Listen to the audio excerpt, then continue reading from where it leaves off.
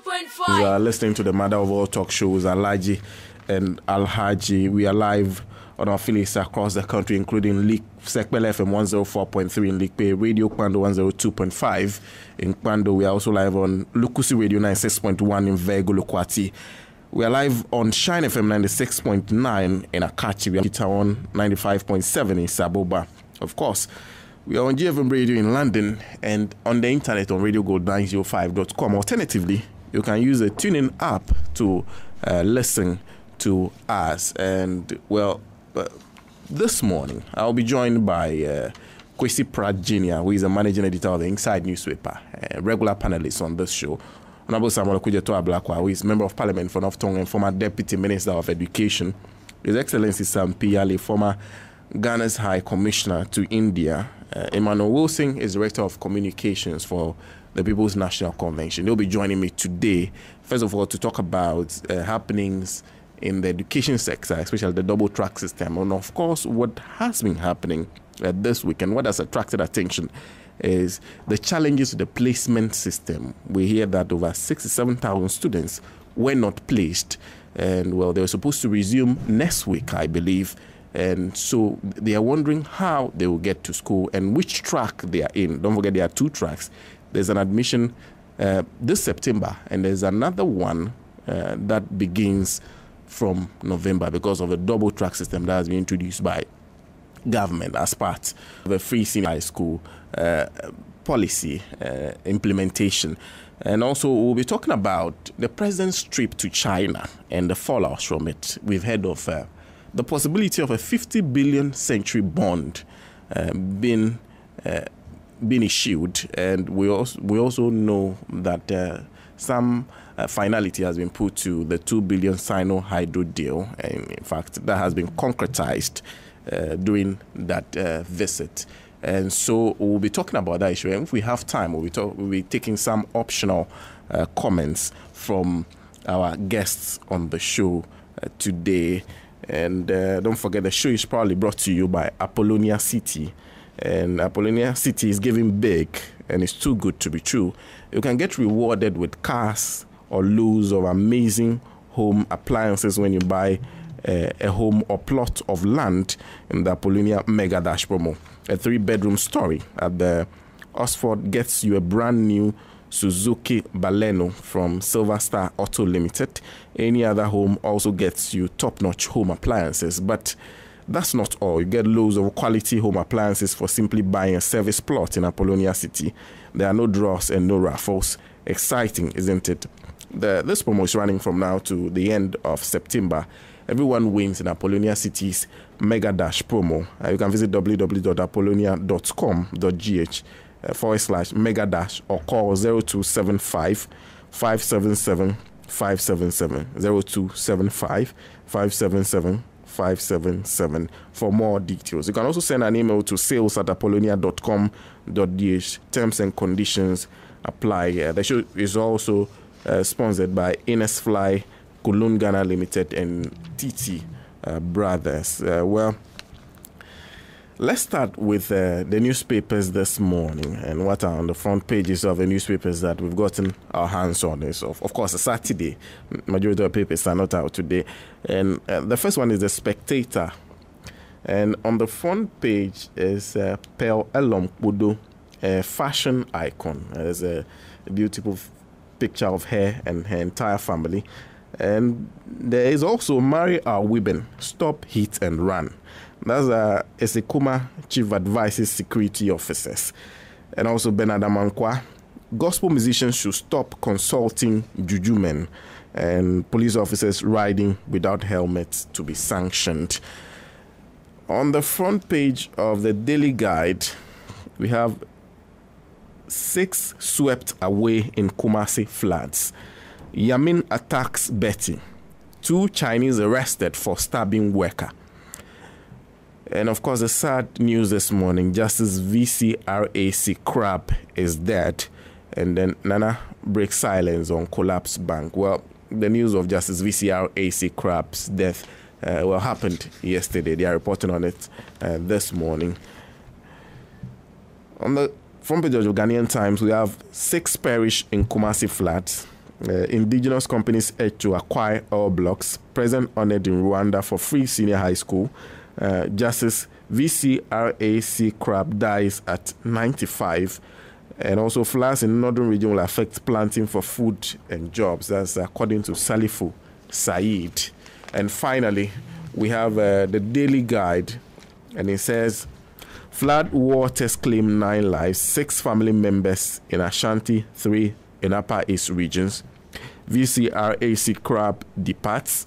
President Akufo-Addo receives Nelson Mandela Africa Leadership Award. So those are the stories on the front pages of the newspapers we have access to this morning. If you just join us, you are listening to the Mother of All Talk Show, Alhaji and Alhaji. My name is Senna Numbo, and I'm your host for this morning at least. And, well, let's do a quick recap of some of the events that happened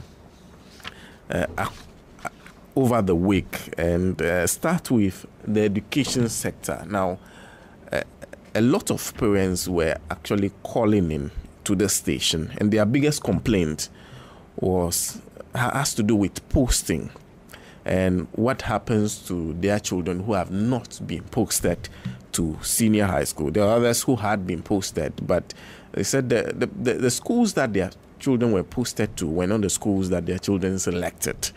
So we'll listen to a couple of them and what they have been saying, and then we'll come back and go to the other issues. So we'll return shortly and listen to these voice clips. Whose ward is having challenges with the placement is called Aaron. Good morning, Aaron, and thanks so much for joining us today. Good morning, Johnny. I hope you're doing well. Yes, it's great. We can't complain.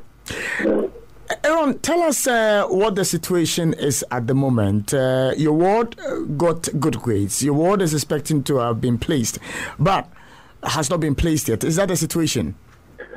Johnny, it's a complex one. Do you mind I mention the name of the school? Or? Go ahead. Okay, right. This is a school by the name Hope Maria Academy, located at Antioch, Santa Maria. Now, they wrote the examination in another school. They were placed in 3 examination halls. Now, in the 3rd hall, there was just one candidate from their school who was seated with other candidates from another school. Now, when the results were released on 26th, we checked. And when we checked, we had all the results uploaded, but maths had been withheld. And it cut across all the candidates of that particular school, that is Hope Maria Academy, all of them. So then I asked myself, if you are withholding their mathematics, and then the other person, the other one candidate with the other schools, you also withheld his mathematics, and then you release the other of the other school, then what have we done? In case you are telling me that you've detected an anomaly, or probably they are using the same methodology and arriving at the same responses based on the items, is it not possible for candidates to arrive at the same, or more likely to arrive at the same responses based on the items on the methodology taught by their teacher? Now, if you are saying there's an anomaly, fine. Now, why is it that the other person in the other hall with the other students are going to be affected by the same issue? Now, let's move the argument forward a bit.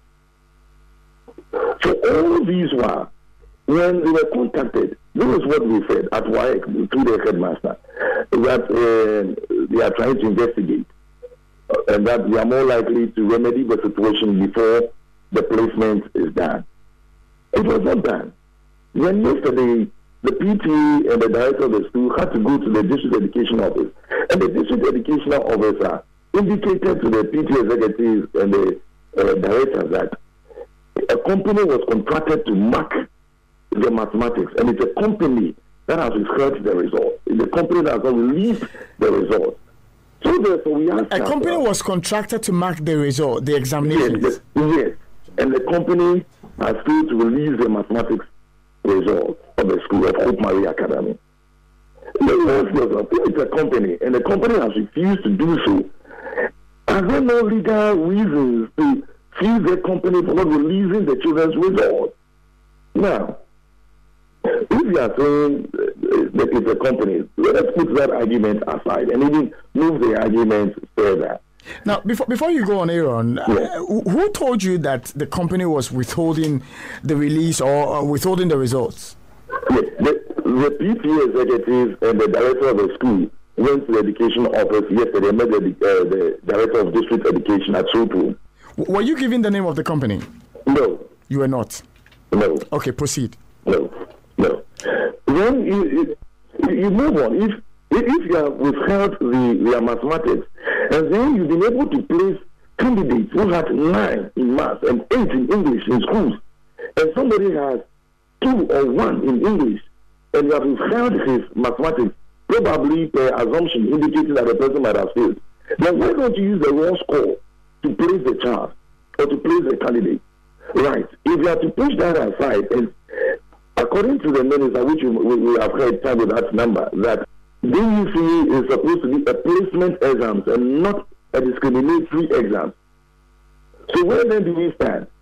It is a placement exam. Why don't you use the raw score to place them? You want to place them in the various institutions that you have chosen, or those ones you want to choose for them, rather than withhold their results and then when you try to log on to the portal, it indicates wrong identity, wrong index number. Who generated an index number to be wrong? Because you generated an index number and gave it to the candidate. Let me speak to Senna at Karachi East. So Senna shares with us the experience. Good morning, Senna, and thanks so much for joining us. Yeah, good morning. Very good. I hope you're doing well today, sir. Very great. I'm doing well. What has been your experience trying to get placement for your child? The experience is very, very bad. You know, in Karachi East, if you want to check a result for a fee, is 15 cedis. And I used the card 3 times.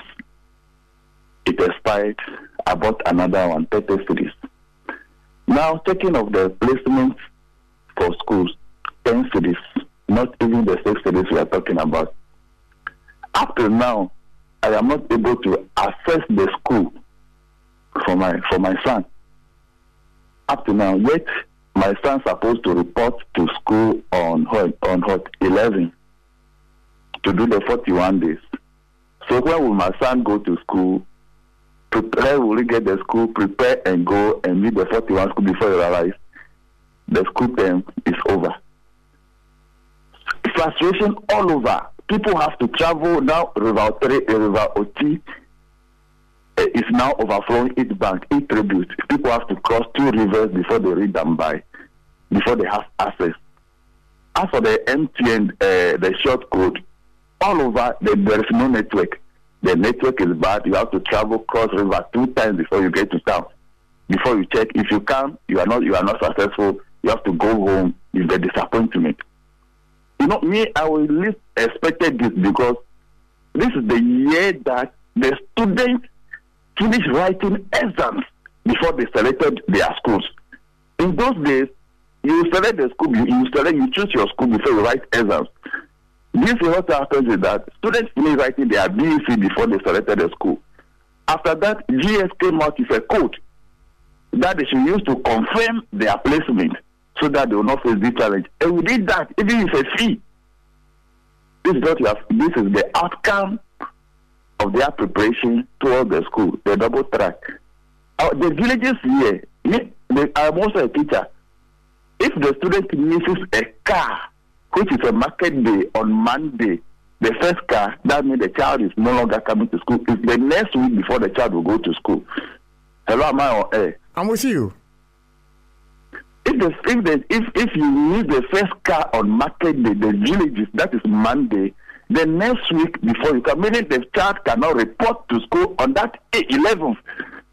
Matt is talking that they should extend the time because of the challenges we are facing in the village. Nobody is listening to them. So even if I get school for my child today I'll try. If I get, I'll go and look for it. It is going to take me another 1 week to prepare for my son before the son will go to school. So 5 days minus 41 days.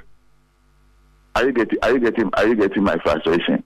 Yes, I'm getting your frustration. I'm getting your frustration. These are some of the things. So which means that it brings, as much as the system is free, you have to now be thinking about either to go and rent a place closer to the school, or your transportation cost is something that you need to think about.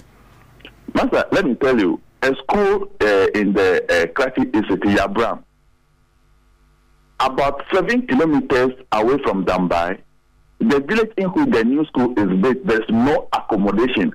A chunk of the students walk from Dambai every day to that school. There's no accommodation. There's no hostel facility. The village is about 50 household. That is where the school is situated.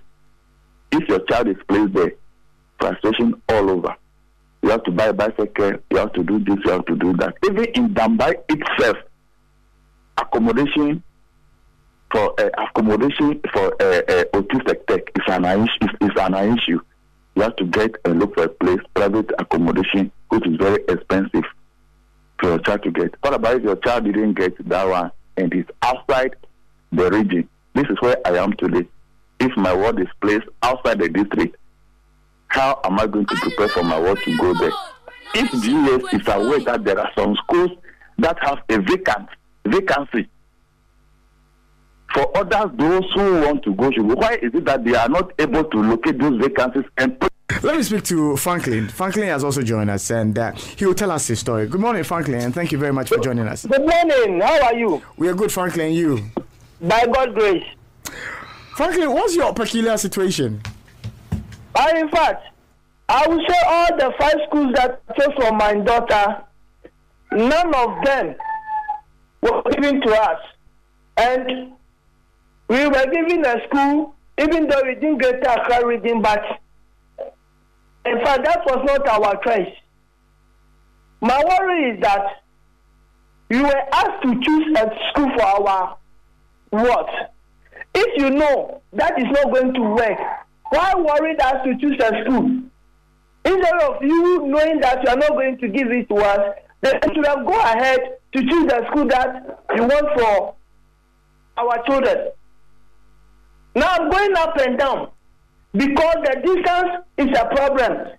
I am a single parent. My work is not within Accra here. I need to travel all the way from Tamale to come and be going up and down just to make sure that my daughter secure a good school. That is my worry.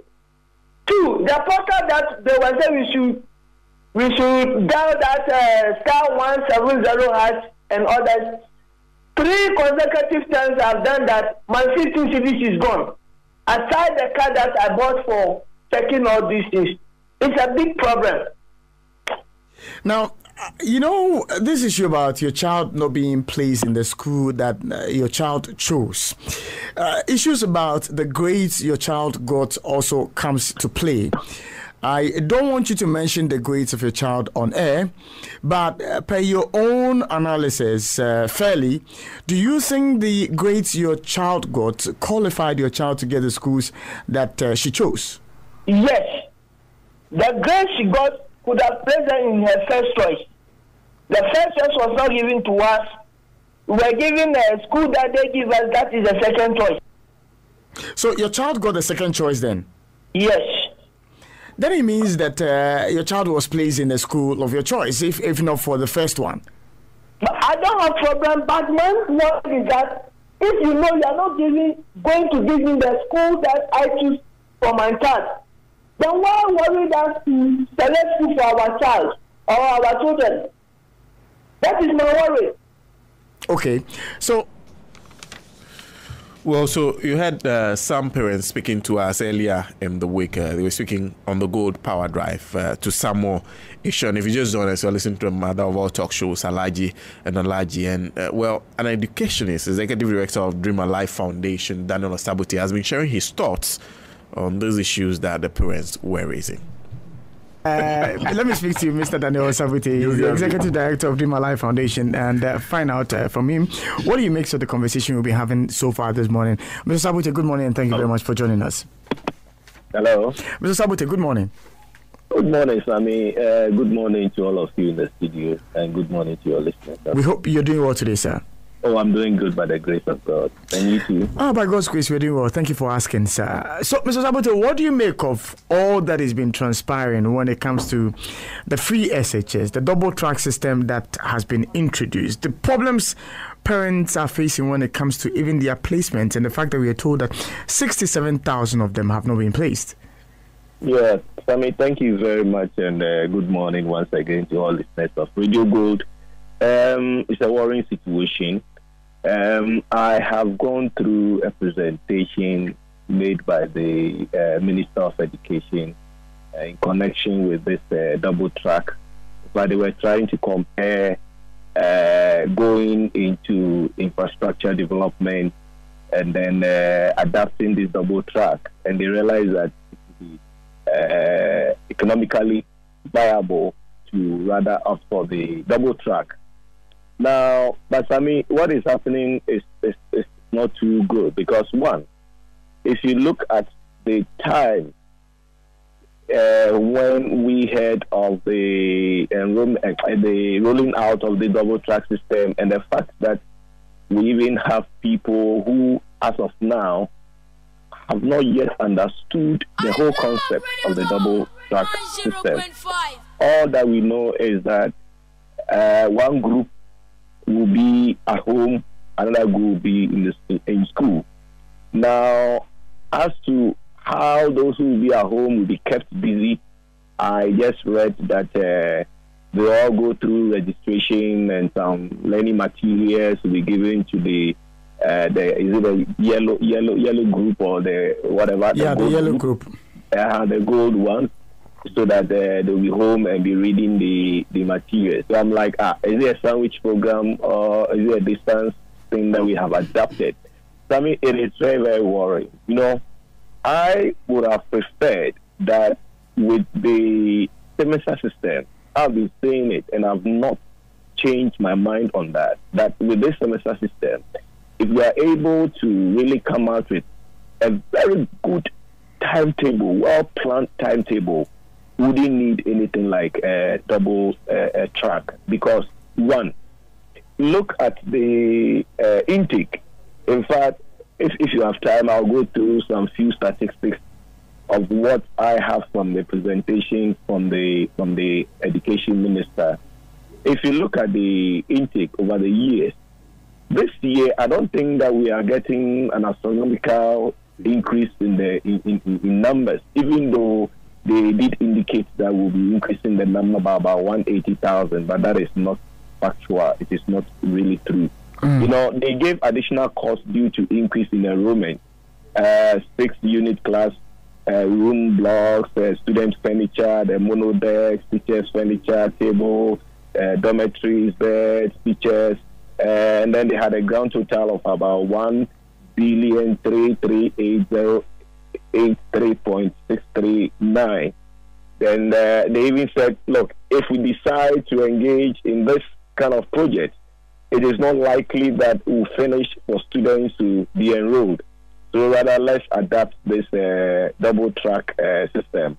So they gave these proposed options to close the gap, you know. So the whole thing was that last year the intake was over 400,000. This year we envisage close to 500,000, and therefore we are going to have a gap of about 160 or 180,000. And then they have these proposed options to close the gap. First, they said we'll appeal to development partners for support. And then the second point was that there will be partial securitization of GET fund receivables for infrastructure development. So it's like, let's try to set aside some GET fund to expand infrastructure. And then we're also talking about capping GET fund at 25%. And then the fourth option was the double track school calendar. So you could see that the double track school calendar was more or less a last minute something that was just introduced, because looking at the first three, if they had gotten the first three, I don't think they would have even thought of going into the double track system. Now, double track school calendar, let's look at it. It says in order to meet the expected enrollment growth in senior high schools across the country, the Ministry of Education is proposing the adoption of one double track school calendar and look at the objectives, my brother. The objectives of the double track school calendar are: 1, create room to accommodate increase in enrollment, reduce class sizes, increase contact hours, and then we have increased the number of holidays. Increase the number of holidays. Should the number of holidays be an objective that we should increase the number of holidays for students who we are preparing to write and pass well?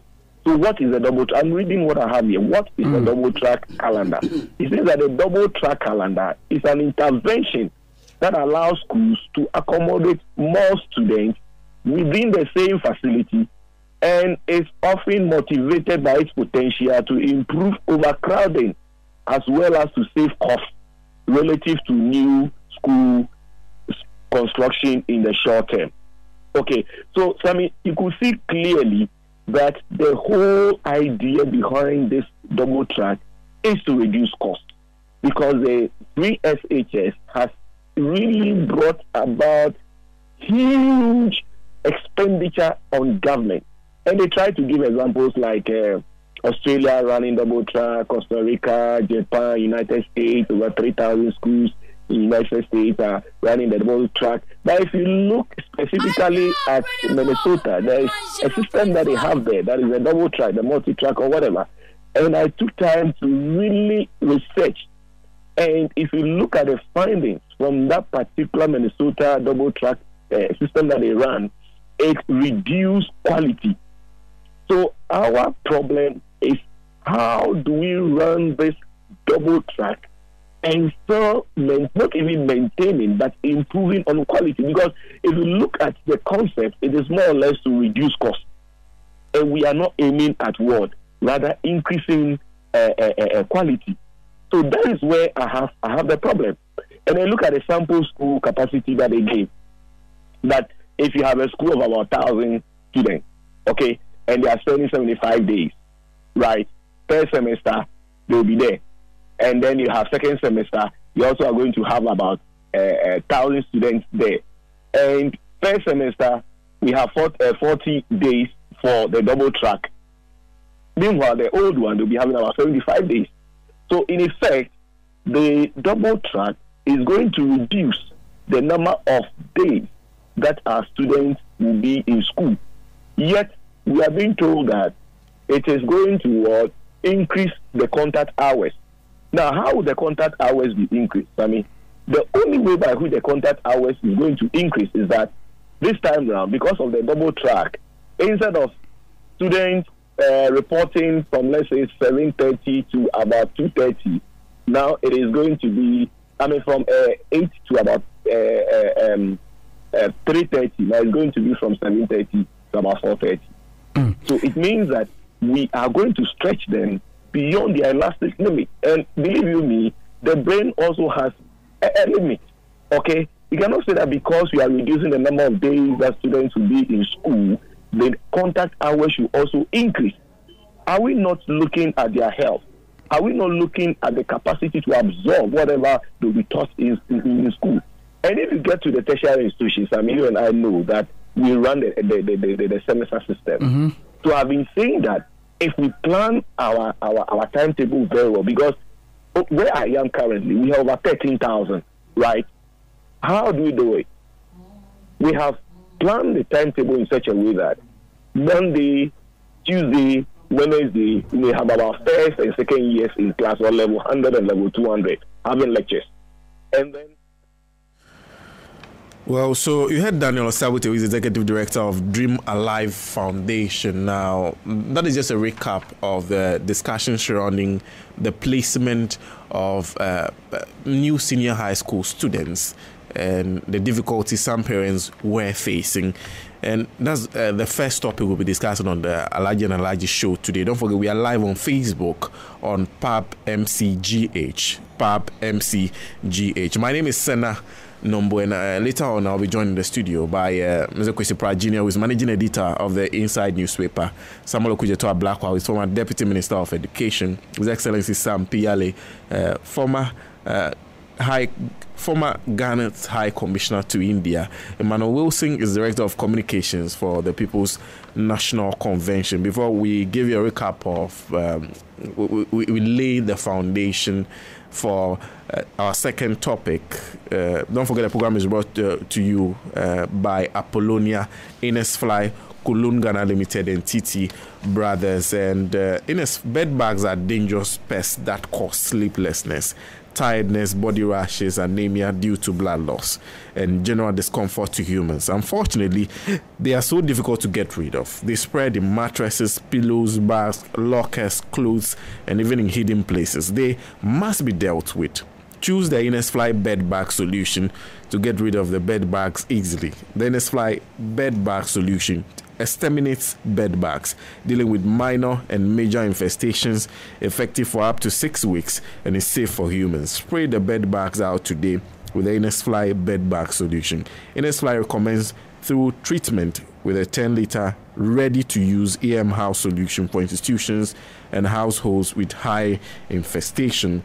For bulk purchase, call 0577 01 000 05777 01 000.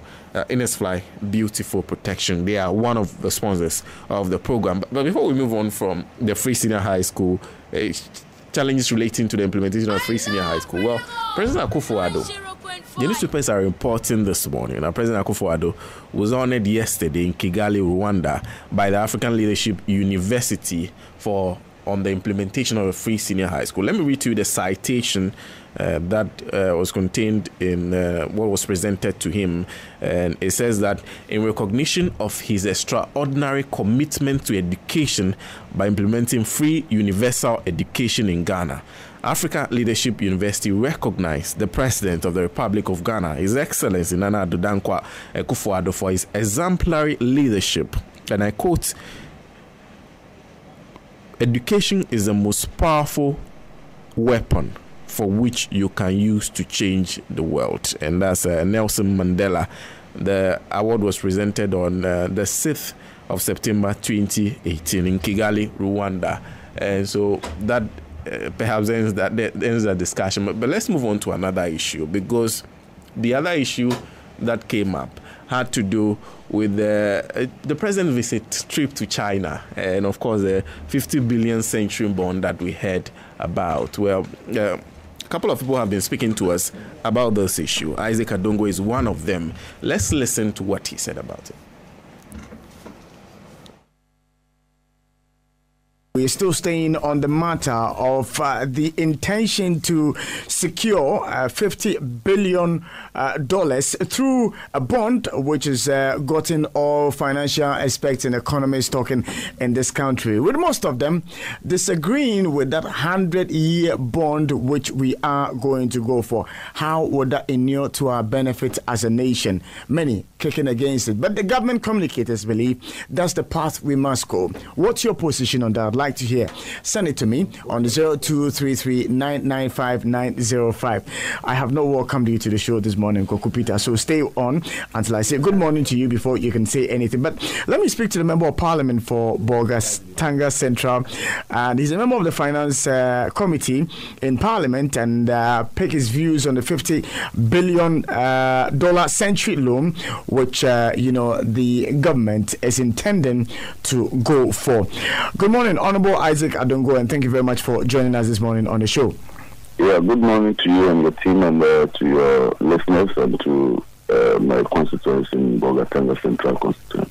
I've had the opportunity of reading some responses that have come from you on the internet, but for the benefit of my listeners who may not have heard you speak on this matter, what is your position when it comes to the government's effort in securing this $50 billion bond? Well, quite clearly, this is a confused government. Why 50 billion? Why not 100 billion? Why not 200 billion? Why not 10 billion? In fact, why not 500 million? There must be a basis for arriving at the figure 50 billion. As we speak today, they are not able to tell you why the figure 50 billion. When you ask them why the figure 50 billion, why are you going for it? What they do is that they list the problems of Ghana. You can't list the problems of Ghana and go on a wish hunt of 50 billion for 100 years. So quite clearly, you are dealing with a group of people who are visionless, who are clueless, who are just thinking about nothing but their pockets. Otherwise, if Ghana had an opportunity to raise 50 billion, it will be informed by the demands of an elaborate development plan. It will be informed by an elaborate business development plan, because you are not just going to commit the country to a loan of 50 billion, you are committing generations to basically a death sentence. You are basically committing a generation to modern day slavery. You are committing a generation to expenditures that may not even be necessary for them, but they will have to pay anyway. And therefore, you will need to have a conversation that goes far deeper into what kind of Ghana we expect to have in the next 50 to 100 years, before you can even contemplate what figure is appropriate in order to deliver that Ghana. As we speak, somebody goes to sign a loan for 2 billion. He gets there and he's so excited he said another country ever issued something called a central bond. And as usual of him, he goes around quoting figures and claiming that he wants to raise 50 billion century loan. And as we speak, we are not questioning whether this 74-year-old man is not showing symptoms of menopause. But we are rather debating whether or not we should go for 50 billion when we haven't been given any basis other than listing the problems of Ghana for us. Honorable, the explanation that has come from the Information Minister designate speaks to a few issues. One of them being the fact that he foresees a situation where we can have breathing space when it comes to, the servicing of our bonds which have been issued already. That's to say that the government will have some time, some breathing space when it comes to servicing of these monies that we have borrowed in the past. Number two has to do with the coupon rate we may get when we issue such a bond over a long tenure. You see, and that is where I have my difficulty. Suddenly you said that you needed it because we have infrastructure deficit. We need to build roads. We need to industrialize.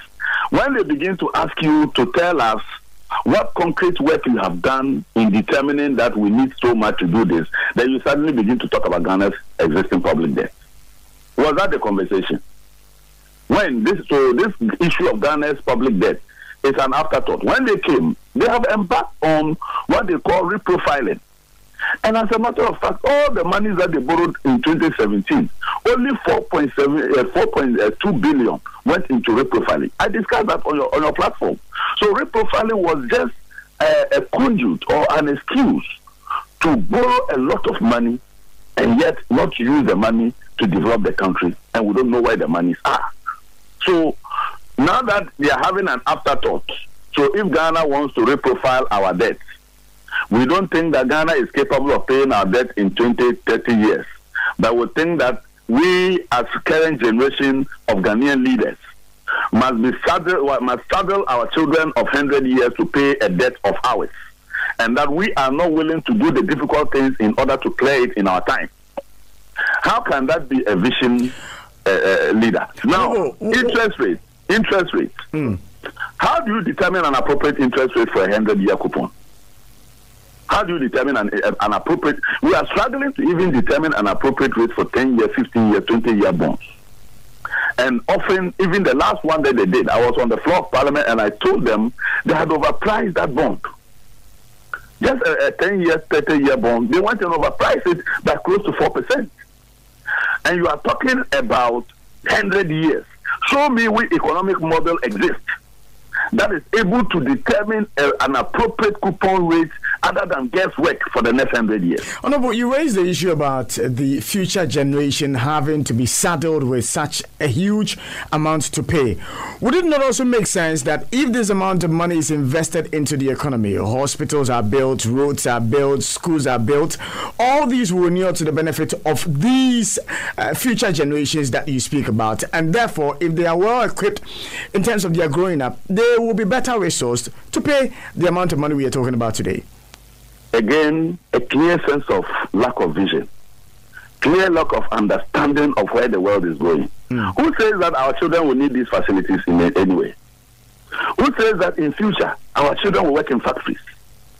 Listen, our children of the future will be controlling their factories from leisure centers on their phone. Would our children not require education? Would our children not require hospitals? Would our children not require to drive on good roads tomorrow? You think that in the next 30, 40 years, medical facilities across the globe will not be integrated into somebody sitting in Ghana and receiving medical treatment in China or in US or in India? It's already happening.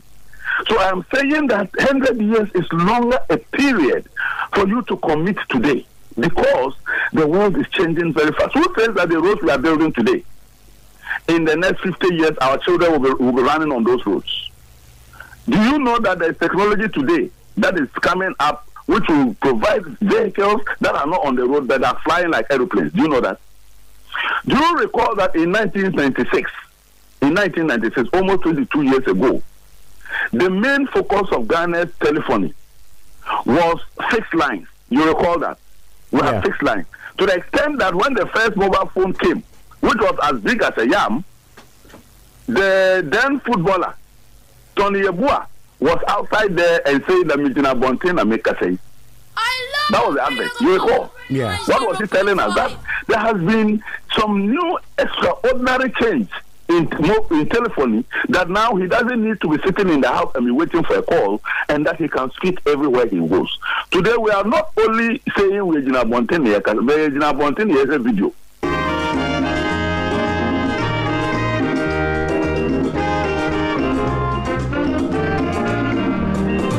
He has labored, he has suffered to lead his people. Also, we had Honorable Isaac Adongo, he's a member of Parliament for Bogatanga Central, speaking about the 50 billion century bond. Don't forget that trip of the president to the 2 billion Sino Hydro deal was also concretized. But Honorable Isaac Adongo was also involved in some other controversies surrounding Parliament's probe into the banking crisis. In fact, he walked out of it. So that was one of the issues that happened across the week. And also one other issue that happened is the NDC's preparations to hold their national executive elections. But if you just join us, listen to the mother of all talk shows, Alhaji And Alhaji. We are live on Facebook, on PAB MCGH, and of course, joining me in the studio today, Mr. Kwesi Prajina, Managing Editor of the Inside Newspaper, Honorable Samuel Okujeto Blackwice, former Deputy Minister of Education, His Excellency Sam Piale is former Ghana's High Commissioner to India, Emmanuel Wilson is Director of Communications of the PNC. A big thank you to our partner stations across the country. Alternatively, you can get us on the internet, radiogold905.com, or use the TuneIn app to listen to us. And the program proudly sponsored by Ines Fly, Apollonia City, Kulun Ghana Limited, and TT Brothers. Before we started discussions, this is a message from Kulun Ghana Limited, and they are talking about Mr. Q, one of their products, and it says it increases men's sexual energy, gives them prolonged sex periods, it strengthens the waist and knees for better sex. It also energizes your system to overcome stress, fatigue. It improves upon the immune system. It also increases your libido to have a good sex life. It gives quick and rapid erection. It solves all premature ejaculation, and it reinstates you to your physical fitness for your daily activities. It can be found in all leading pharmacy, chemical, and herbal shops in Ghana. You can contact Kulun Ghana on 0244 139 176, 0204 139 176, 0274 139 176. And also, the management of Franco Trading wishes to inform the general public that the ongoing promotion on some WhatsApp platforms in relation to phone top-up for an iPhone is a scam. Thus, we advise that the general public should desist from giving monies to any unauthorized persons, either by mobile money or cash. In act of getting a brand new iPhone. Please report such incidents to the nearest police station or call 0302 225 651, 0246 422 338, 0247 033 429 for further information, as issued by management of Franco Trading Enterprise. And of course, you're still listening to the Mother of All Talk Shows, Alhaji and Alhaji. A big thank you to Sekpele 104.3 in Likpe, Radio Kwando 102.5 in Kwando, Lugusi Radio 96.1 in Vego Lukwati, Shine FM 96.9 in Akachi, Radio Kita 95.7 in Saboba. Through them, we are able to bring this program to our listeners close and around where those stations are located. My name is Senna Nombo, and this morning we're talking about the commencement of the double track system and the challenges of the placement system, as well as we understand that over 67,000 students were not placed by the placement system, and so I'm unsure of where they are headed to.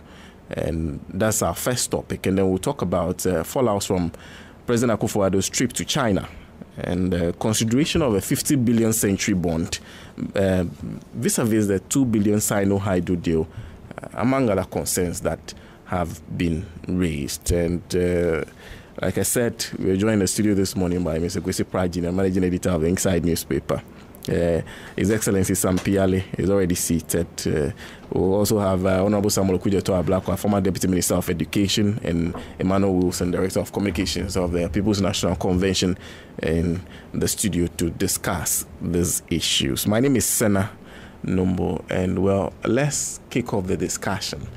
And let's start with His Excellency Sam Piale on the very first topic of the challenges of the placement system and the commencement of the double track system. Good morning. Good morning, Sammy. And first and foremost, let me congratulate all NDC members on a very successful regional contest. But it was our expectation that the contest will be very free and fair, and to a large extent, it was very free and fair. One of my saddest notes was the loss of my son, Sami Ablodope.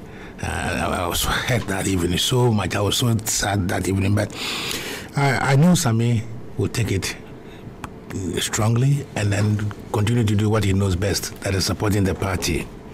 I also want to congratulate Nana Toku, Nana Toku of Western Region, for also winning, and his team.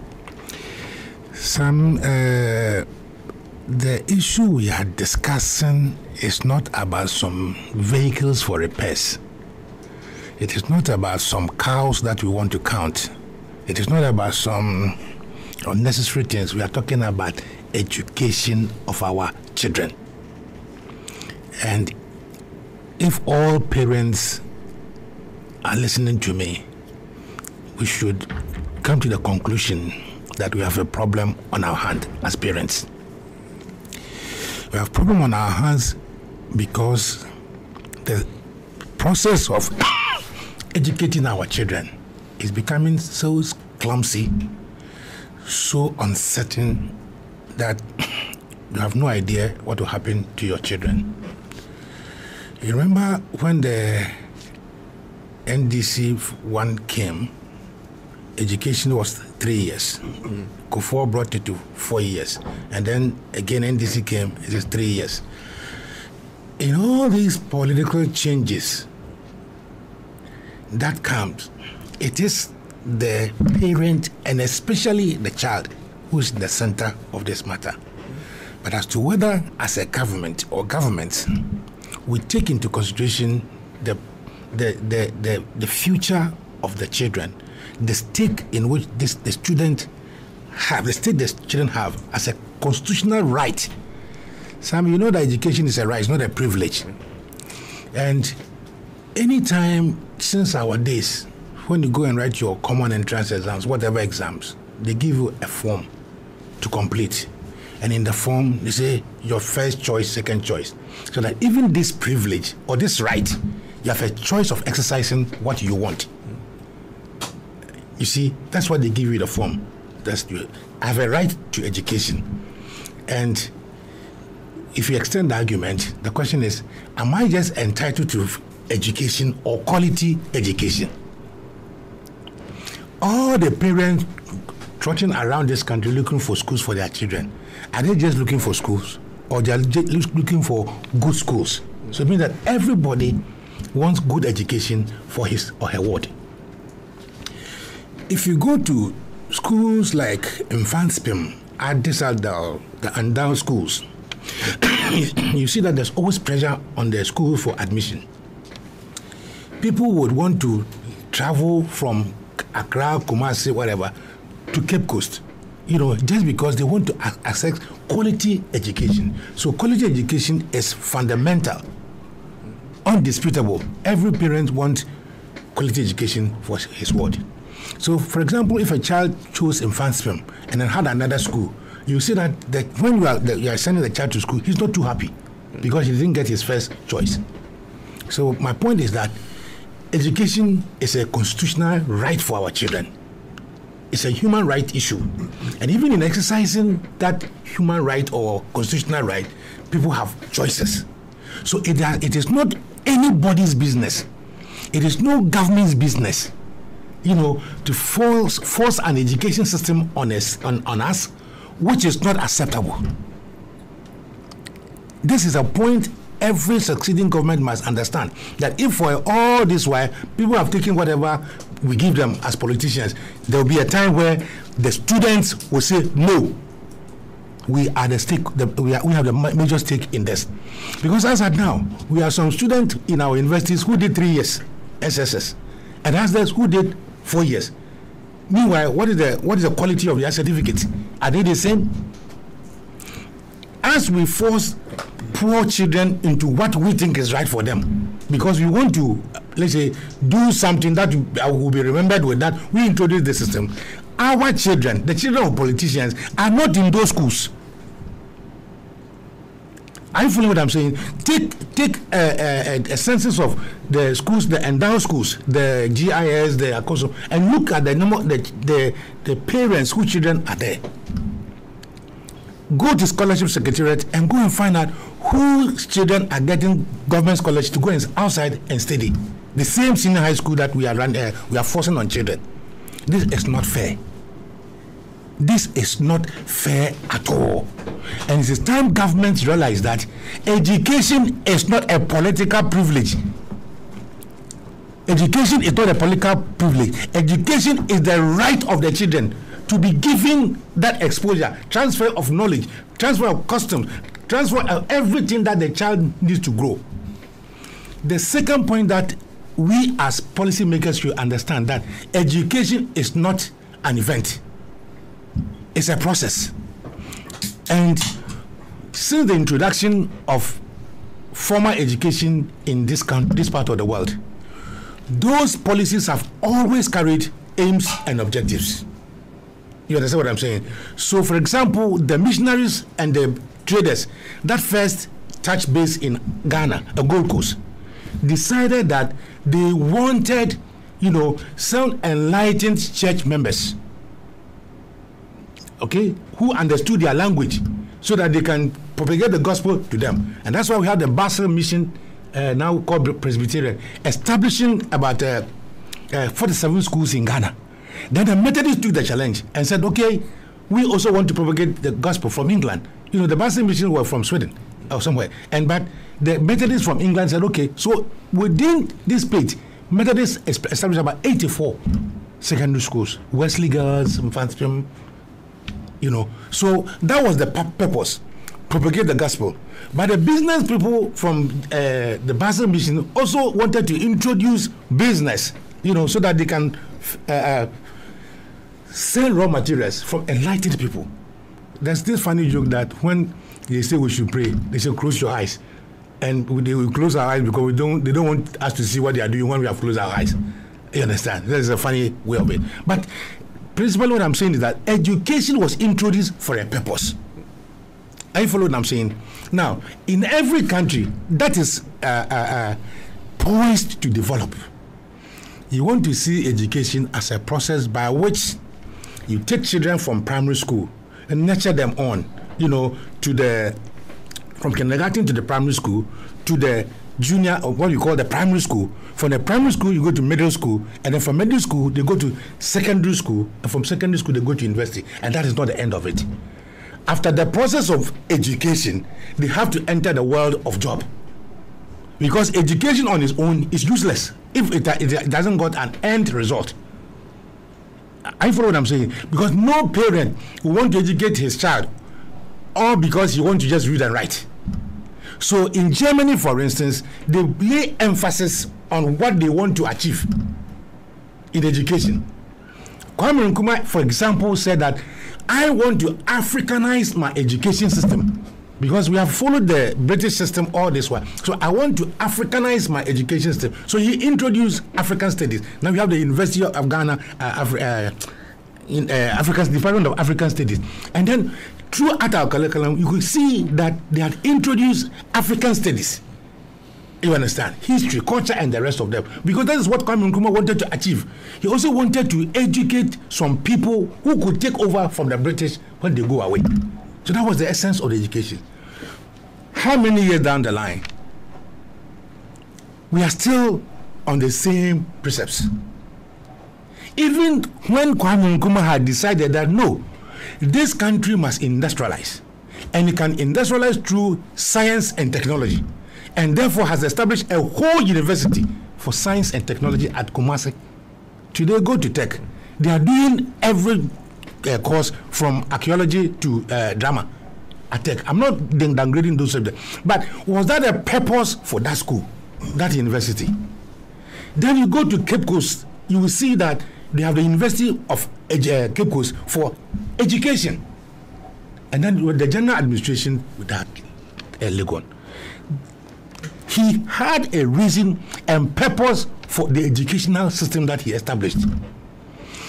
Now, Sammy, you only introduce a reform in a system when the implementation of the program gets to a point where the old system cannot handle.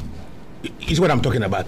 Now, so for example, if we needed more doctors, like the Cubans trained doctors for export, or if we needed more nurses, or we needed more technical people, then you switch the emphasis, maybe from secondary school to technical institutions. So that's Buzia's effort was that we didn't need more teacher training colleges. We needed more secondary schools.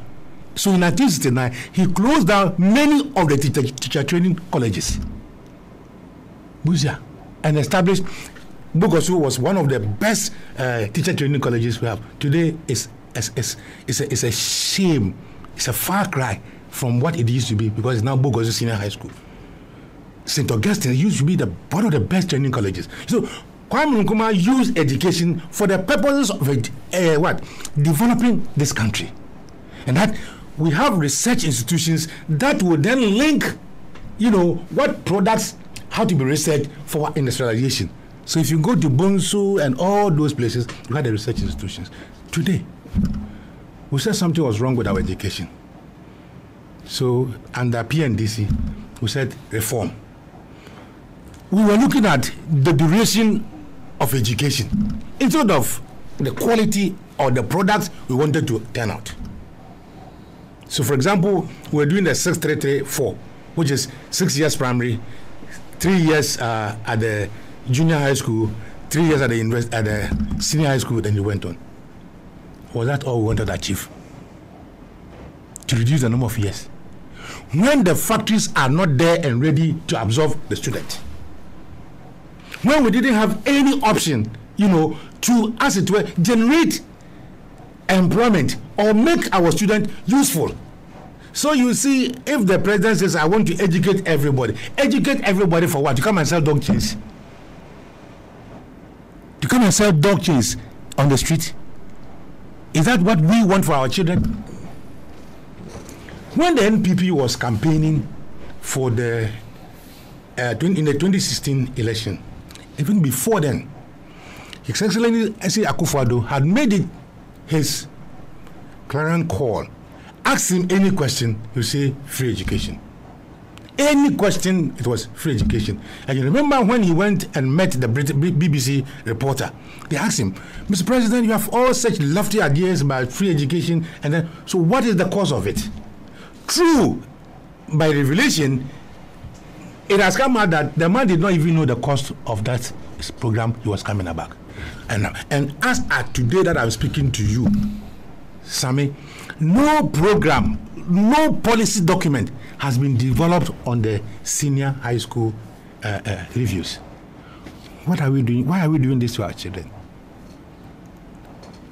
Sam, why are we doing this to our children? Just for votes?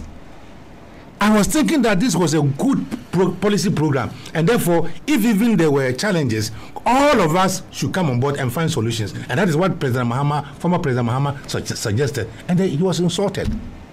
Then the following week, an MPP person go to sit on the television and say, oh, if the MDC said this is not good, they should wait. The students who are there will be voting in 2020, and they will vote for us again. So the whole essence of the education review was not for the quality of the children, but for the political votes. Sam, you can have the best of policies, but if it is badly implemented, it becomes a very bad policy. Do you understand what I'm saying? You can have the best intention, but if your intention is not carried out properly, you can be a meddler.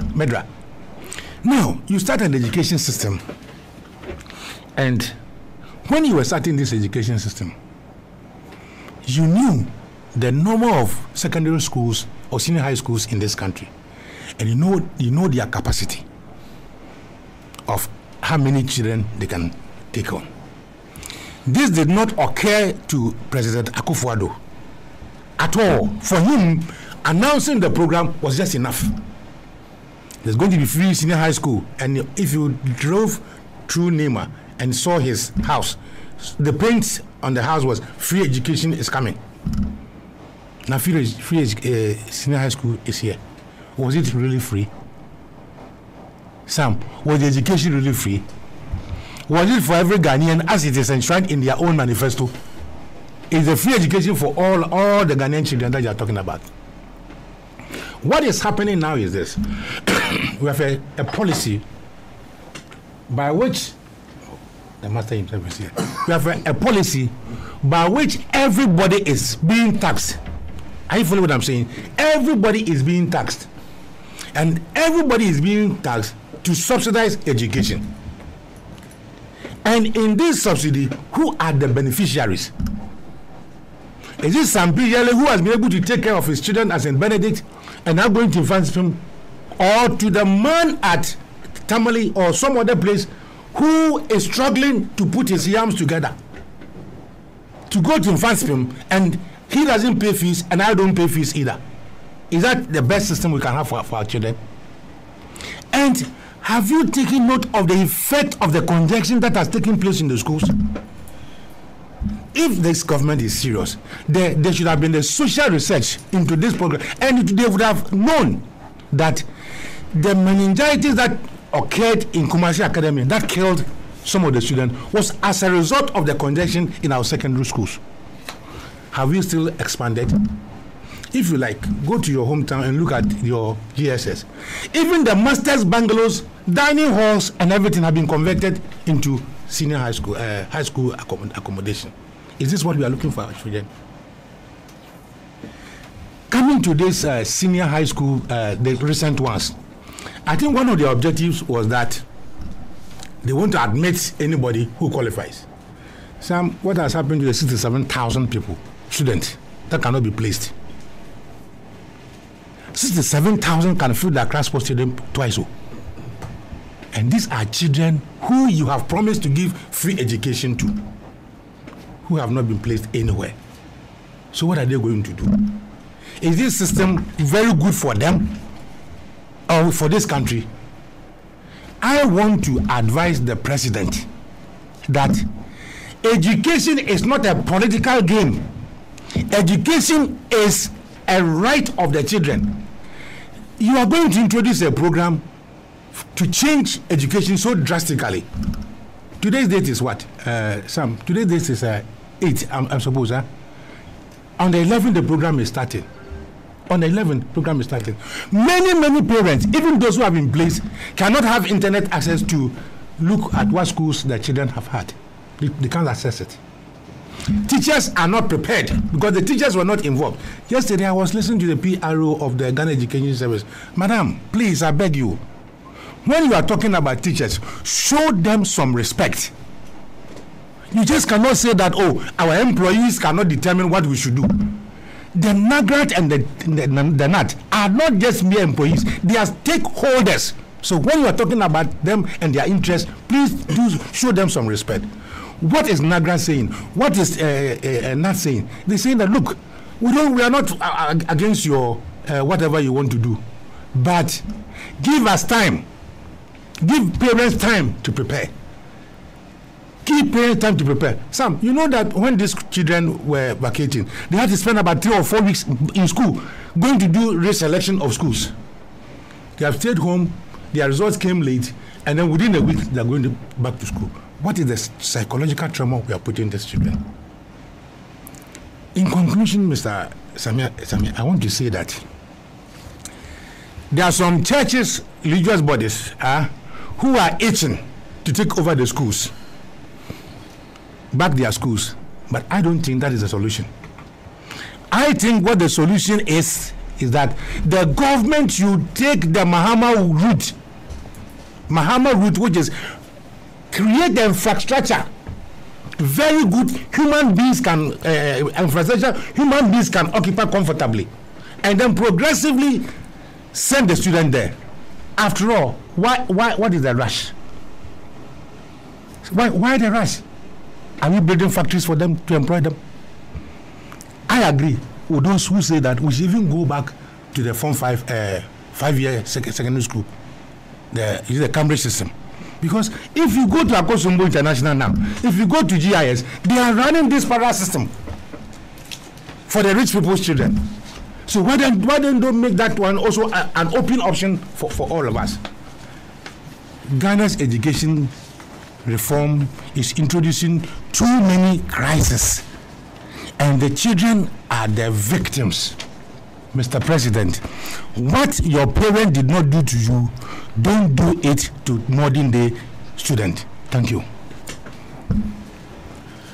Well, thank you very much, His Excellency Ambassador Sam P. Yale. And if you just join us, you're listening to the mother of all talk shows, Alhaji and Alhaji. Of course, you can join the conversation. You can share your thoughts with us on through 0233 995905 0233 995905, and that is our WhatsApp line that you can share your thoughts through, and then we'll be reading them out. And don't forget, the program is sponsored by Ines Fly Apollonia City, Kulun Ghana Limited, and of course TT Brothers. We've been joined in the studio by Member of Parliament for North Tongue and former Deputy Minister of Education, so falls right into his area. Samuel Okujeto Ablakwa, welcome. Thank you very much, Sana. Good to see you. Good to see you too. And we're talking about the Free Senior High School and the issues that have come up. Thank you very, very much. Let me extend very warm regards to you, Sana, to the panel, His Excellency Ambassador Sam P. Yale, Comrade Kwesi Pratt Jr., and our colleague from the PNC, who we are told is on the way. Let me also begin by extending congratulations to the National Democratic Congress for very successful regional elections exactly a week ago. All the reports that we have monitored from the other regions. I was in the Volta region and I witnessed how peaceful and how smooth it was. But the reports I've monitored from the 9 other regions is same, that the National Democratic Congress is really reorganizing, mobilizing for Victory 2020. I want to commend the delegates for their discerning decisions and the maturity that both victors and our comrades who could not make it have shown. I've seen very good meetings, reconciliation, cordiality. Everybody has been brought on board, and everybody is willing to contribute. As has been said, there's so much we need to do to rescue this country from the hands of the New Patriotic Party. The general abysmal performance and maladministration which has been visited upon us, and there's so much work for everybody, whether you hold an official title or not, whether you were elected or not. There's work for all of us to do, and I'm glad that that is the spirit within the NDC. Sana, permit me to also extend condolences to the nation and to the families, close families of those affected. This is a period of grief and so much mourning. Yesterday we had the sad news of VCRAC Crab, the respected jurist and former Supreme Court judge and former electoral commissioner. He's been clerk of parliament. I mean, you can't really talk about our democratic institutions.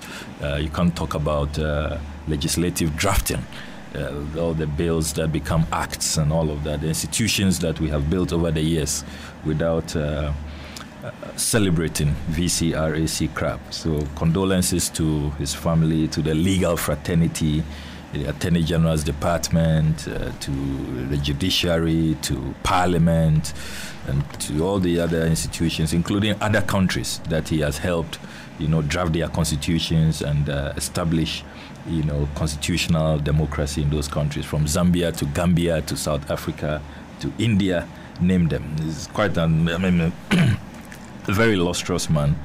And I also extend condolences to Bimpong Buta, the former director and of the Ghana Law School, and he was also publisher of the Ghana Law Reports.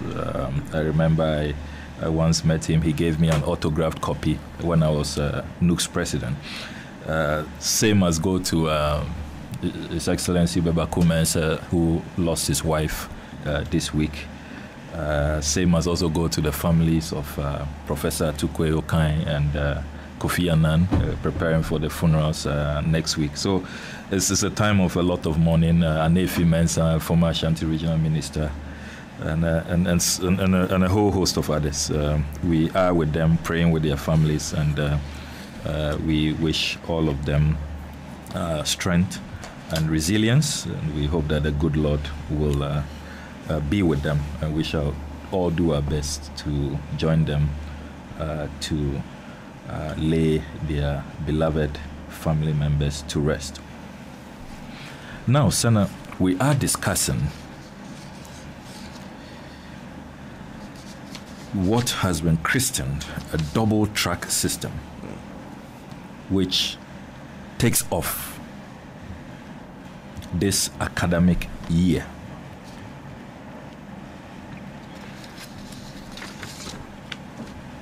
I would like to begin by reading a scripture from the Holy Book, from Luke chapter 14, verse 28 to 30. Luke chapter 14, verses 28 to 30. And this was Jesus the Christ himself speaking. And this is what he said. For which of you, intending to build a tower, does not sit down first and count the cost, whether he has enough to finish it? Lest, after he has laid the foundation and is not able to finish, all who see it begin to mock him, saying, "This man began to build and was not able to finish." unquote. Luke chapter 14, 28 to 30. Jesus the Christ himself speaking. And if I may repeat, for which of you, intending to build a tower, does not sit down first and count the cost, whether he has enough to finish it, lest after he has laid the foundation and is not able to finish, all who see it begin to mock him. Verse 30 says, saying, this man began to build and was not able to finish.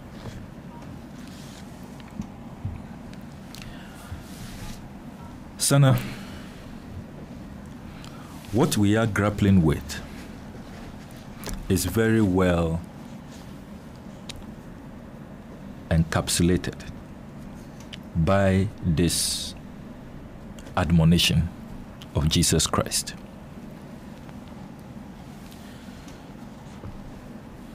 Candidate Nana Addo Dankwa Akufo-Addo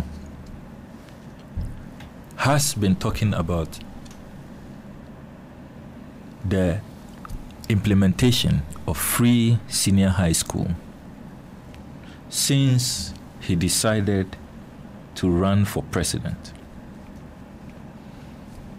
The 2008 campaign, that was his flagship promise, continued in 2012 and in 2016. You will recall that at the beginning of this promise, when he first articulated and put forth this promise,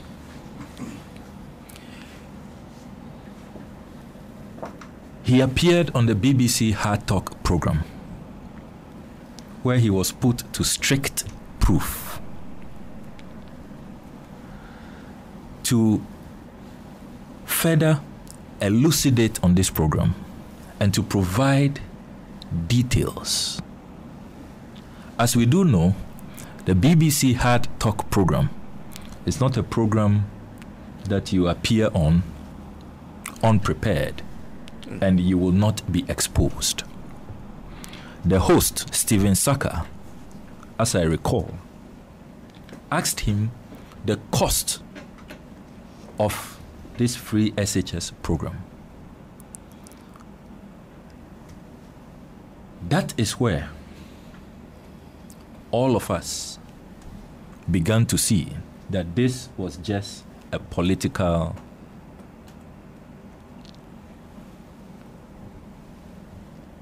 promise without any proper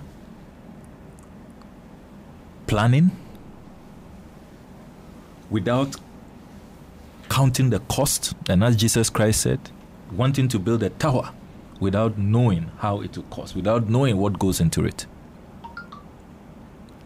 And I remember very well, and I'm sure that video must still be in circulation for those who may have forgotten, how then candidate Nana Addo Dankwa Akufo-Addo said at first, we have costed it. Then Stephen Saka said, can we know? He said, okay, we are still costing it. We will cost it. Then he says, okay, you know what? I will not tell you here. I prefer to tell the Ghanaian people when I go back to Ghana. It was a most embarrassing interview.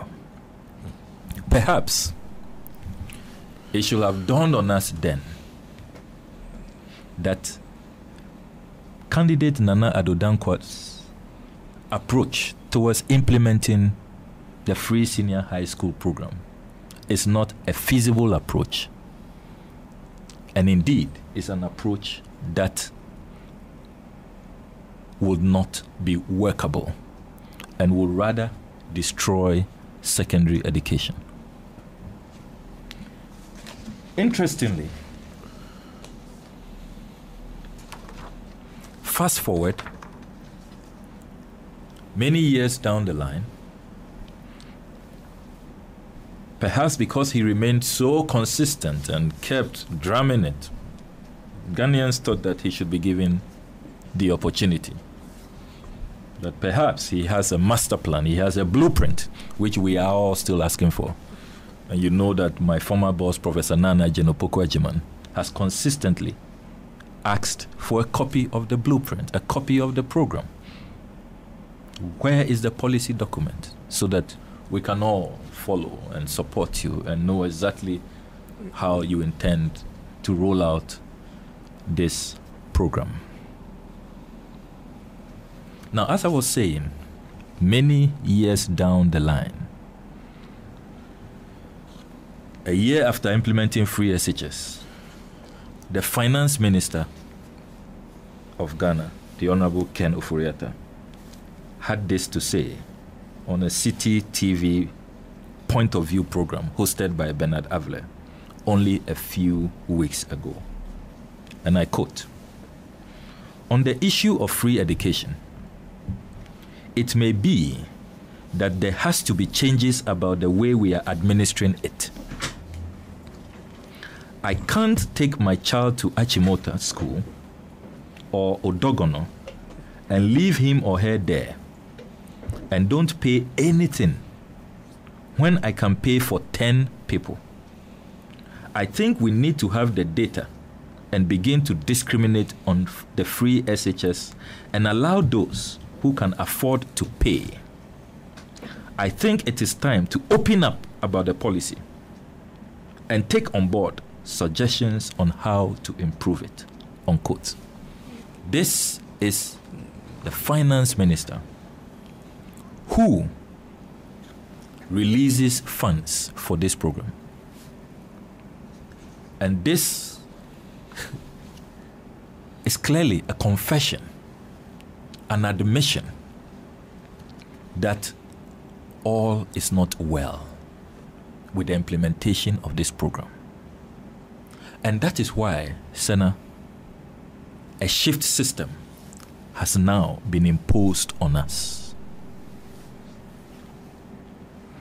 People are still living in denial and attempting to say that this is ingenuity, it is creativity, and that let us rather applaud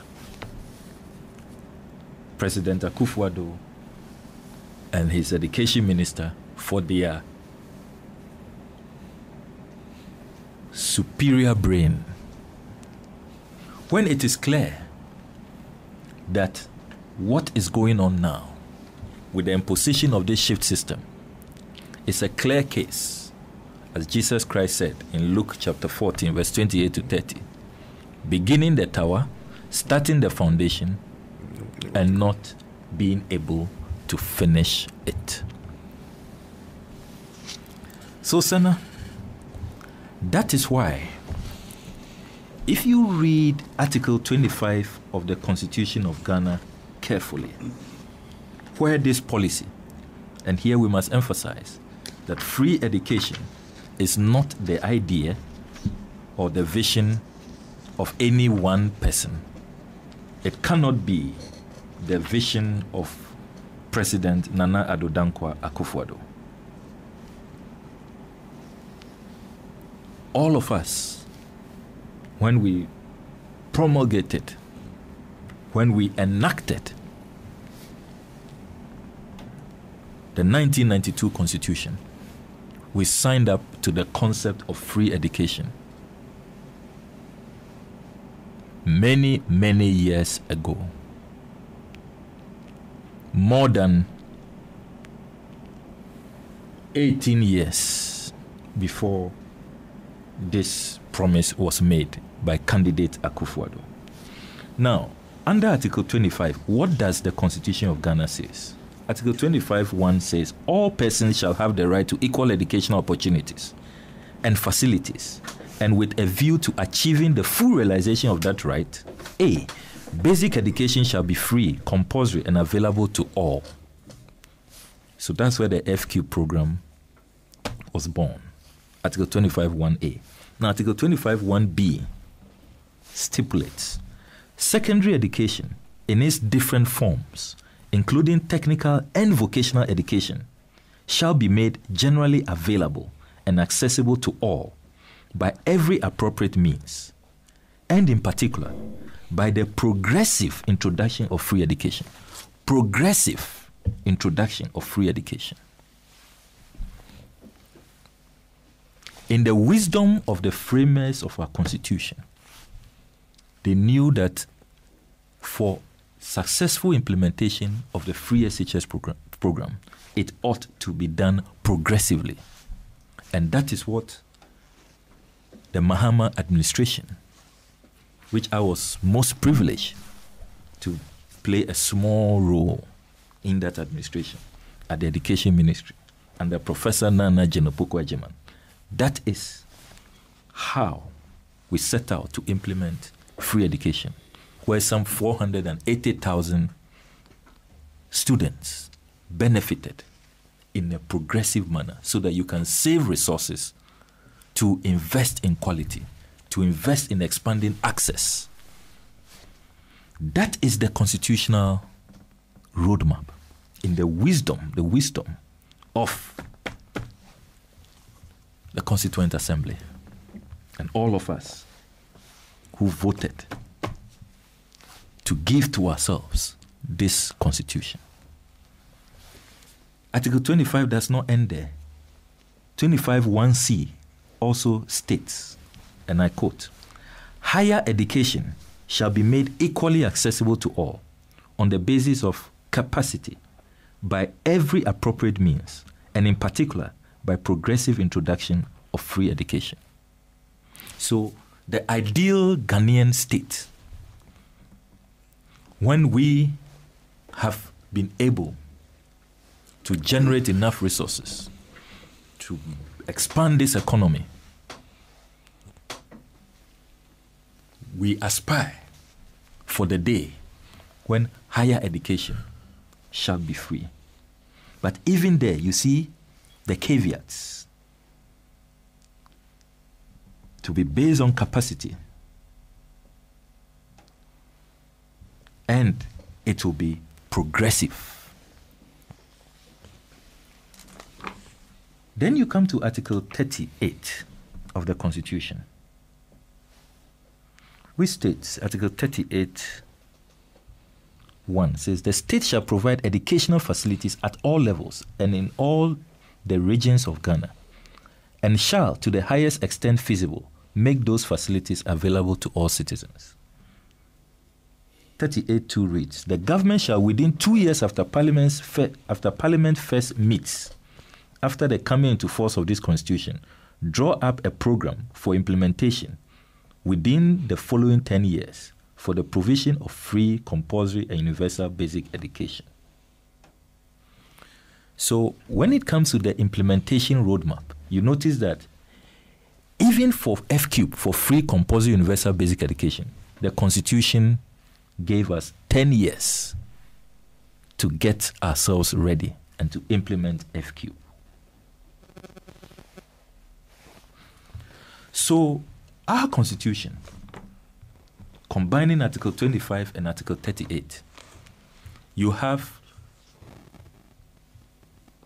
a clear roadmap, a more responsible path to follow in implementing free education. However, because of political populism, what I would call populism, empty populism,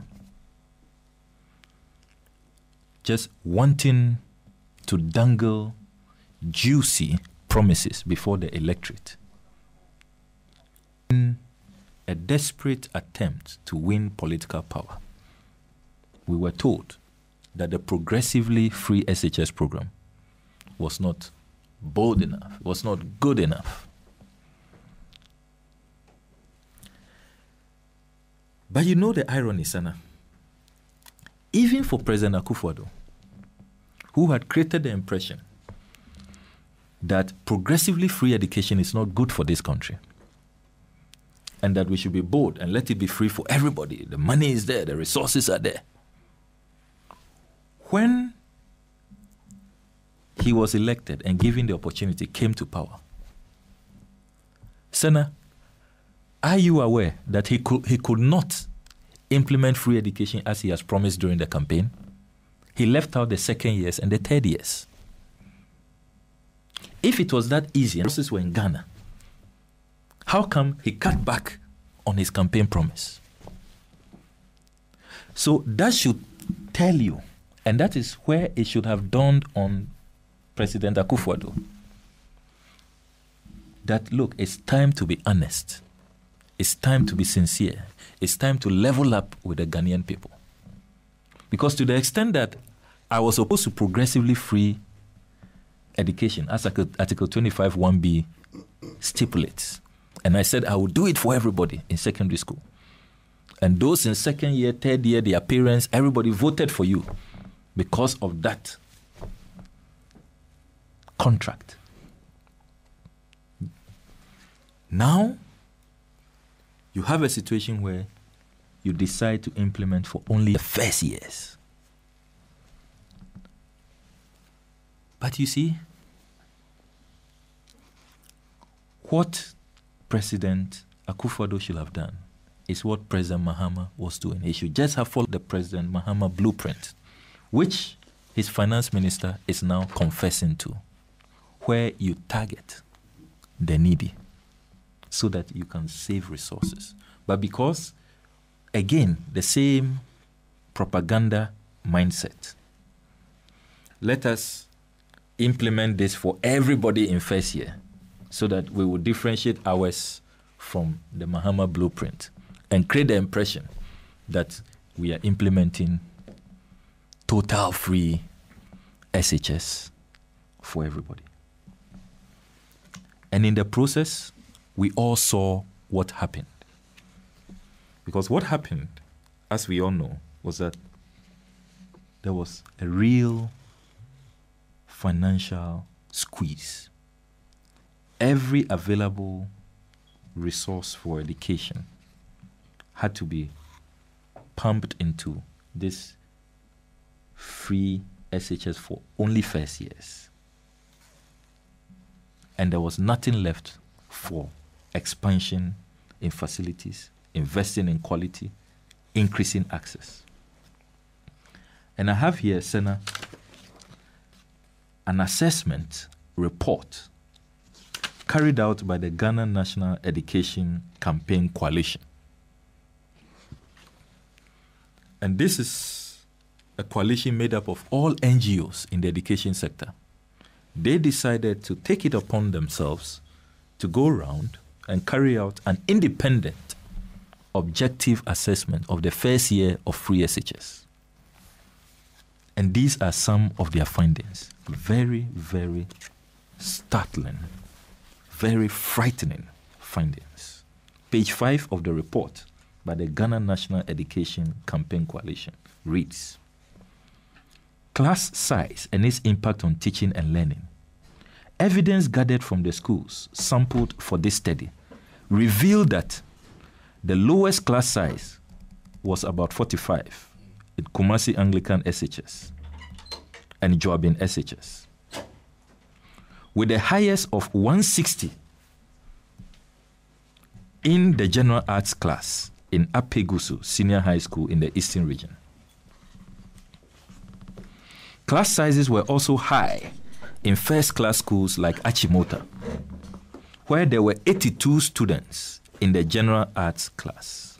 82 students in the general arts class. And let us be reminded that the UNESCO best standard is 1:30, one teacher to 30 students. In Ghana, under this free SHS program, we did not include expanding access and making provision for quality. Class sizes in Achimota, general arts, are shot up from 1 to 182, and in some places, one teacher to 160 students. The report continues. In addition, about 80% of sample schools had average class sizes of 60. with 10% having class sizes above 60. The implications of having an average of 60 students in a class are limited assignments and class tests, limited engagement with students during instructional hours, difficulty in identifying and providing special attention to low academic students, bearing in mind the need to complete a set of syllabi. Under availability of teaching and learning materials, this is what the Ghana National Education Campaign Coalition discovered. They write, quote, only 20% of schools sampled received the full complement of 9 exercise books and 4 notebooks per student. Only 20%. Only 20%. The 80% of students did not receive the full complement of 9 exercise books and notebooks per student. Contrary to all the propaganda out there, and you know the slogan which emerged for this free SHS program in the stronghold of the New Patriotic Party. They said, Enwa ni ejwarie. Akufo-Addo Adaroma. Ubadru SHS. Usori anopa. Enwa ni ejwarie. Ujare no pe na oko. Uniform, bibia class, textbooks, exercise books, bibia aye ready. Enwa ni ejwarie. This is the reality on the ground. Page 6 of the report, under the nature and conditions of students' accommodation. The report states, dormitories visited by the research team showed evidence of overcrowding, which is not new to our secondary education system. However, the level in some schools was unacceptable, as students even slept on the little floor spaces in between the beds. School authorities were compelled to receive all posted students into their schools, as they feared being sanctioned by the Ministry of Education should they complain about the lack of sleeping space. At the Presby Secondary Technical School in Ebri, 150 students shared a room the size of 74 square meters. At the Tamale Senior High School, students in the girls' dormitory sleep on the bare floor with their mattresses. There were no beds available for the girls. At the Peki Senior High Technical School, a dormitory which housed 20 students in 2016 now housed 50 students. The same size of room, 53 square meters, which housed 18 students, at Achimota accommodated 35 students. The report continues. To worsen this, there were fewer than average numbers of KVIP seats for students, causing long queues in the morning and evening.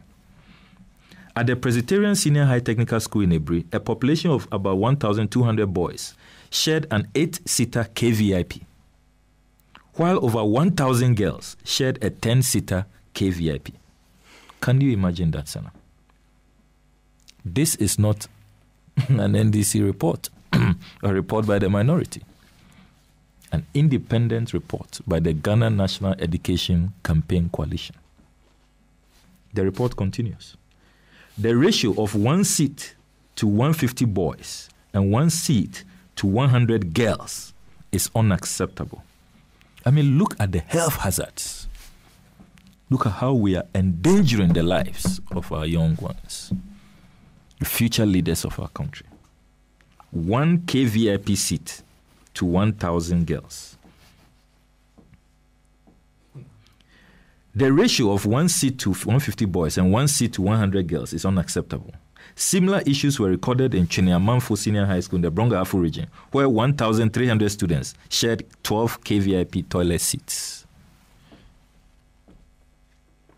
The report continues on page 7. The key issues surrounding accommodation for day students centered around the disconnect between the permanent residence of students and the decision to place them into day status outside their resident districts. This has occasioned the creation of makeshift hostels in surrounding communities of schools. Students as young as 15 years had to live on their own in such makeshift hostels, which are not under the management of the schools.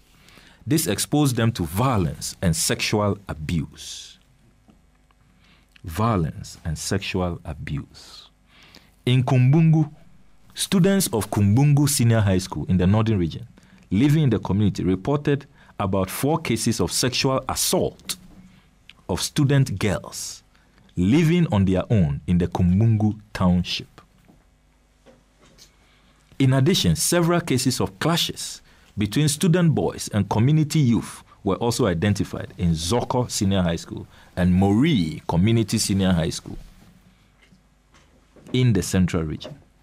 These infractions are the result of placing day students in schools outside their home districts and subsequently leaving them without any supervision.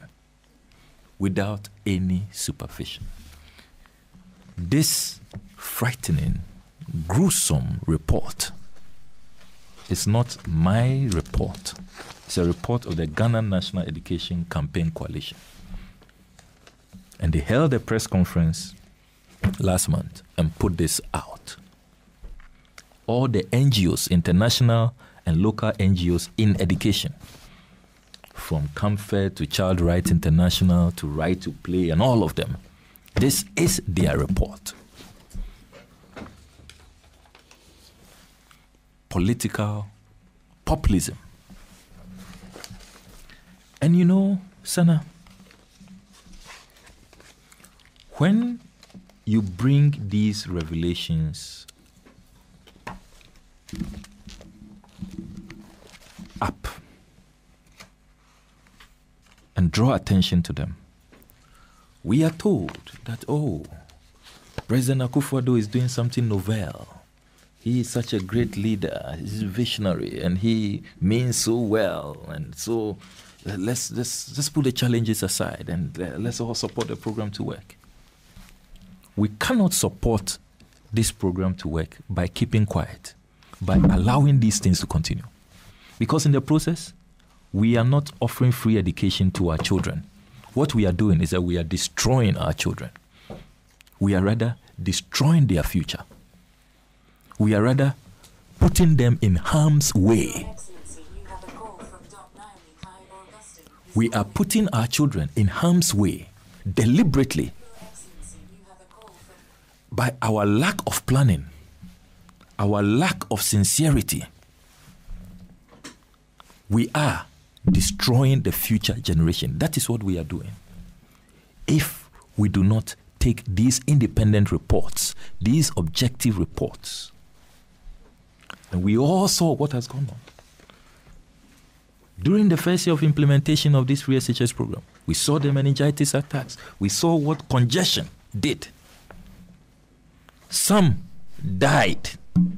Sana, you remember? So, is it free SHS or it is mass killings? Any serious country, this will not be accepted.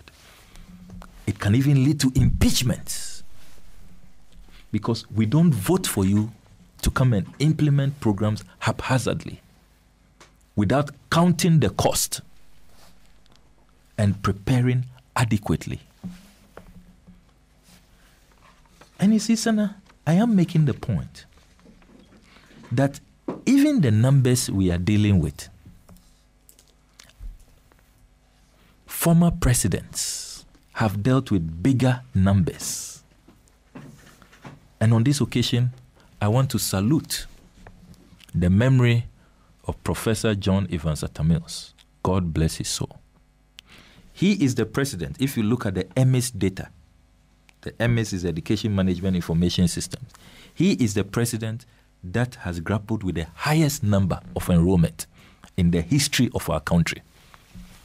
If you look at the EMIS data, and this was the 2010-2011 academic year, he had to grapple with an increase in enrollment of 184,000. Just a year after taking office, a year after being sworn in. And you know what had caused that? The President Kufuor administration had extended the duration of free SHS, of the senior high school duration from 3 years to 4 years. And so third years had to move to fourth year. They were not going to leave school to create space for the first years who were coming in. 184,000 enrollment shot up by that number. What is striking is that President Mills had the foresight.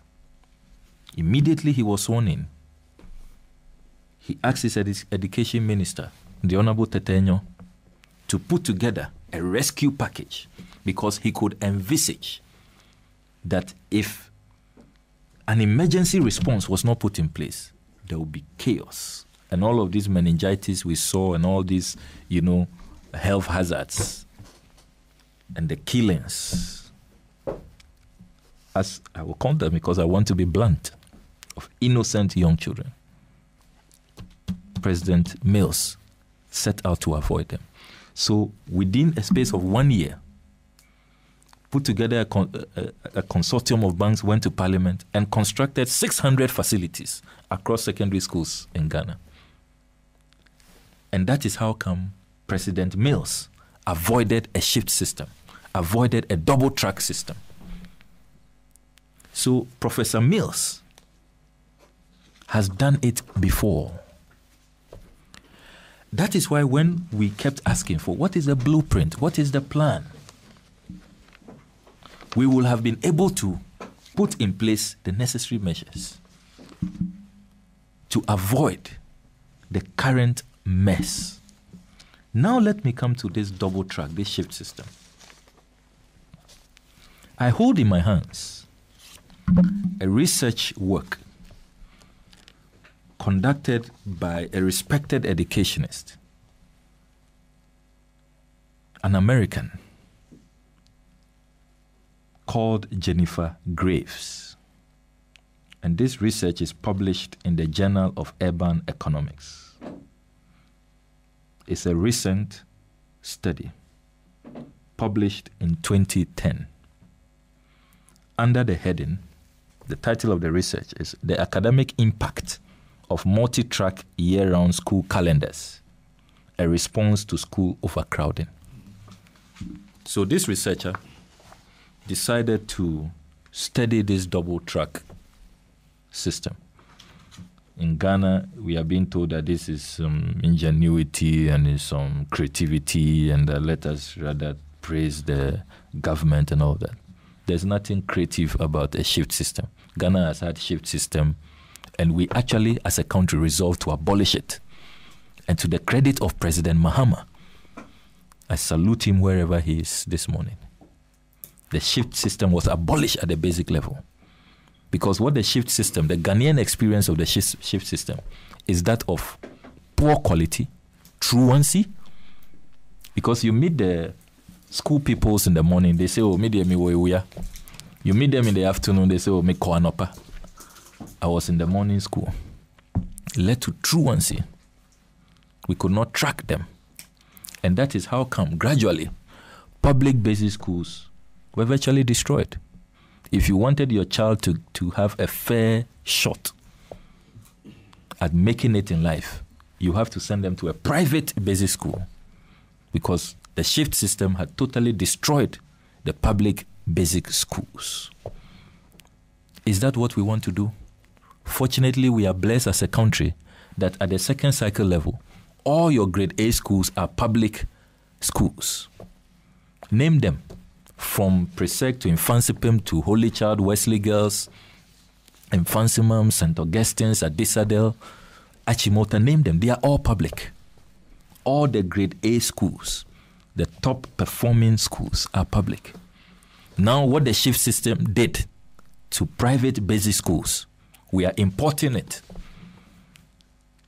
to public secondary schools. And we are all quiet watching. Can you imagine if it was President Mahama visiting this on our secondary schools in Ghana? Can you imagine what will have happened in this country? But under President Akufo-Addo, we are watching. whilst he leads all of us into hell. Now, back to this research conducted by Jennifer Graves. Very interesting research. This is how the researcher concludes. And you know, the multi-track system is implemented in California at the elementary level, not at this level. You know, just as we have abolished. And it's implemented in not every part of California, but the poor black communities and all of that, where really they are not prioritizing education. Now, this is how Jennifer Graves concludes after her painstaking research. We took her more than 20 years of analyzing data of more than 20 years. She concludes, I find that being on a multi-track year-round calendar results in a drop of 1 to 2 percentile points in national percentile rank on reading, math, and language scores.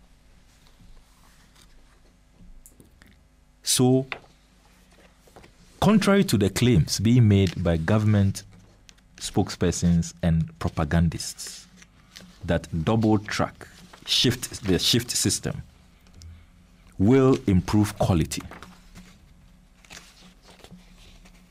research does not support that claim.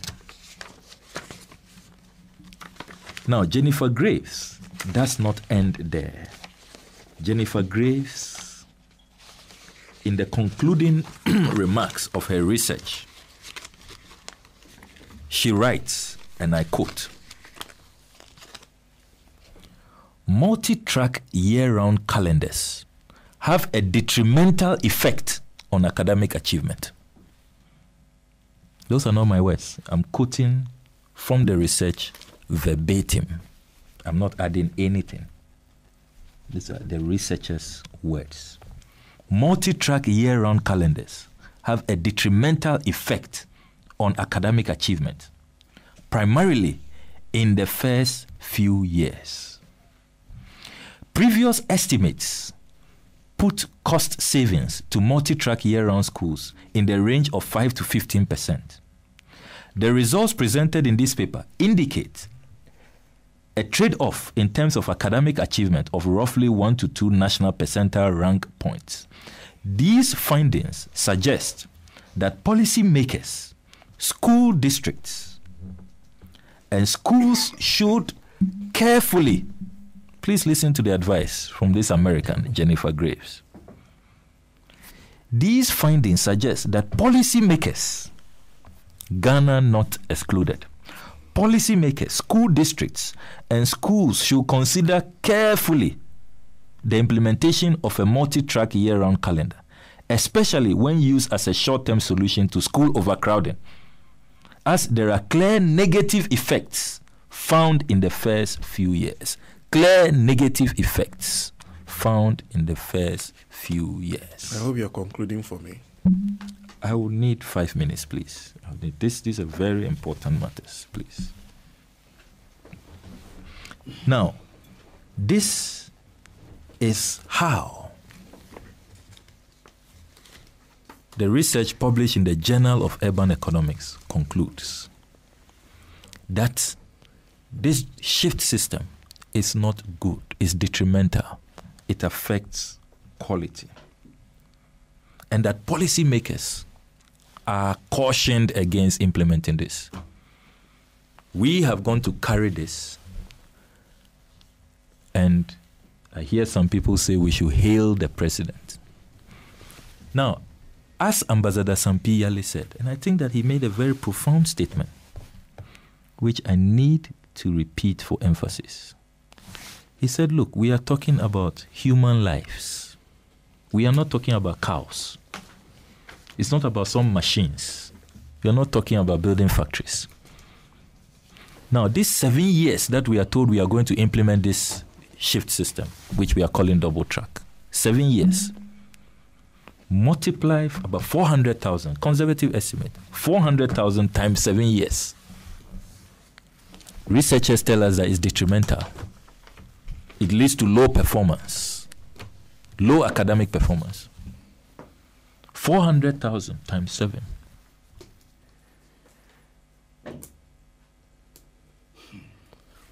Over 2 million, the lives of 2 million, over 2 million children. Generations. Why are we toying with human lives this way? Why? And Senna, I was shocked yesterday when I read this publication from an interview that the communications director at the GES granted Joy FM.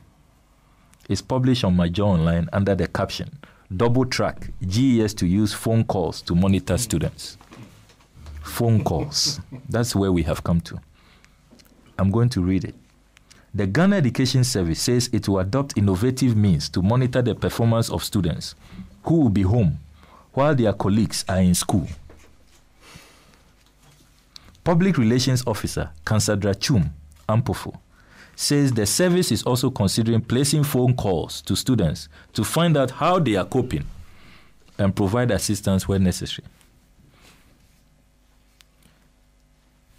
In many parts of my constituency in Northton, where we don't have coverage, where we don't have mobile coverage, what happens to the students there?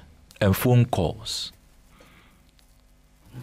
Is it not the same GES that has a policy that students are not to be using mobile phones? So who are they calling? And if you even if as a BEC graduate I'm violating that rule of the GES and I manage to get a mobile phone, I'm using my dad's mobile phone, and you call me and I'm at some party somewhere and I'm boogieing somewhere, or I have gone on a frolic of my own and I tell you that, oh, I am at home reading. How do you know? And this is how we are running the education now. Can you believe this, Senna? The report continues. It's available on my Joy Online. Everybody can go and grab a copy. This would, however, happen after the candidates have successfully gone through the admission process and have been provided with some academic materials, Ms. Chumapufo told Super Morning Show host Daniel Dazi Thursday. Some 423,134 candidates who sat for the Basic Education Certificate Examination and successfully made it under the 2018 Computerized School Selection and Placement System have been placed into their choice of senior high schools. They have been grouped into 2 tracks, green and gold, as a new double track system introduced by the government to deal with infrastructure challenges begin. Green track will resume on September 11, 2018, whereas the gold track will resume on November 8. As my boss, Professor Nana Jenopoko Ajiman, said rather aptly, she said that this is the only time she has known in history that the academic year begins with a vacation for some people. They say academic year is ready, is open. And for others, it's vacation. Very profound. This is the only time. So when the academic year begins September 11, for those on green track, if you are on gold track, you wait to November 8.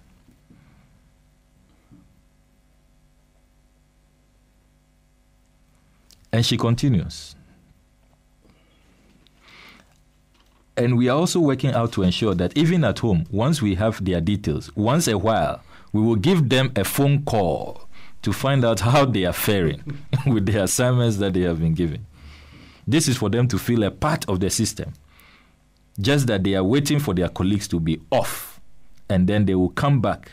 And so we have plans to keep the students engaged while at home, the PRO added. Can you believe that? Phone calls. It's now come to phone calls. Yeah, too full. That's a one tier. They be now. This is where we are now. What was the Mahama blueprint? Community day schools were being constructed.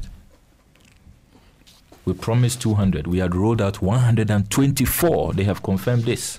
124. 53 completed, and it helped them to implement free SHS last year. Why did they ask all the contractors to go home? One of these community day schools takes 1,500 students.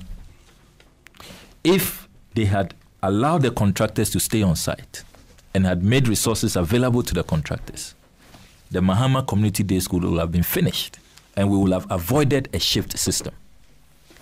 This shift system is because of the incompetence, the super incompetence, and the gross negligence of the Akufo-Addo administration. That is why we are where we are.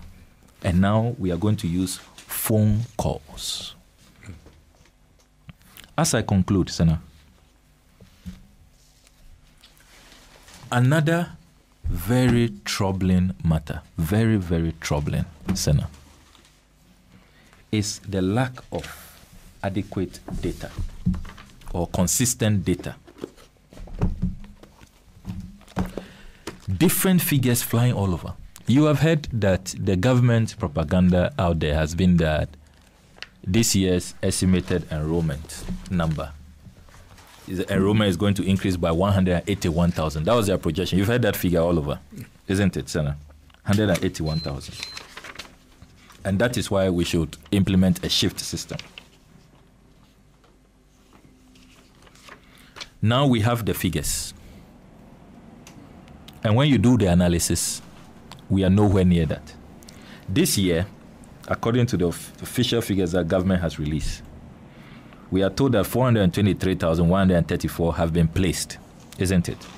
Those who have not yet been placed, 67,382, but they say they will be placed. Now, when you sum these two figures up, you get 490,516. 490,516. Last year, we placed 424,092. 424,092. The difference is just an addition of 66,422, not 181,000. So who made that projection? And you've been hearing another figure, 90,000, that last year's increase in enrollment because of free SHS. That has also, I have put out the figures, analyzing the MS data. That again, that is also an incorrect figure, it's false. The accurate figure is an increase of 52,000. Even that, 62,000 of those placed stayed at home. They didn't take up these placements because who would want to go and subject their children to these conditions? So if I go to the school and this is the thousands of us using one KVIP seat and there are no books and all of that, why wouldn't I go back home? I want to at least stay alive. And that aspect of this data is not put out, that a whopping 62,000 did not take up the placements. So the difference from last year's enrollment to this year's enrollment is just 66,422. And if you analyze the data, as I pointed out earlier, other presidents have dealt with higher numbers and yet avoided a shift system. So data, there are all kinds of conflicting data, and because we don't have time, that I've made this point elsewhere, that they can't even tell us accurately the beneficiary numbers. So finally, Sana, you know what is really going on, Sana? You know why they shift system? The shift system is just an opportunity to continue to be irresponsible, to refuse to invest in education, and to cut back on commitments. You know why, Sana? You know why? You know, the original calendar which we have operated for many, many years has been the 3-term system. You know that, 3 terms. So the students go to school, there's a first term, there's a second term, there's a third term. Under this shift system, they have changed that calendar to a 2-semester system so that they will pay school fees only twice. So you now understand the finance minister. Government does not have the money to pay fees thrice a year. They want to pay only twice. And that is why they are introducing this double track system. And the double track system to the shift system allows them to continue to check their responsibilities in terms of investing in infrastructure. So if you look at the 2018 budget, you look at the mid-year review, there is no provision for expanding access, completing the Mahama Community Day schools. So the question I ask is that after this year, what happens? Triple track? Quadruple track? And will it be only one semester a year? So that government will reduce payment of fees from 2 to only 1? I mean, how far are we willing to go with this lie? With this reckless populism, which clearly there is no money for. And I am deeply, deeply worried about the future of education, the future of our children, if we don't rescue this country out of the hands of President Akufo-Addo. This is not the way to go. And I appeal to the President that we must return to the constitutional provisions under Article 25 and Article 38, the President Mahama blueprint, which is the more responsible way to go. Okay. I thank you very much. Thank you too. And a couple of messages we've been getting on PAB MCGH. Those of you watching us on Facebook, this one is from Azria Imoro Mohammed. Says, good morning. I benefited from free education under the FQ program in Sakasaka Primary School in Tamale between 1995 to 1997. At the secondary school, I benefited the Northern Scholarship Program. God save Ghana from this so-called double track system.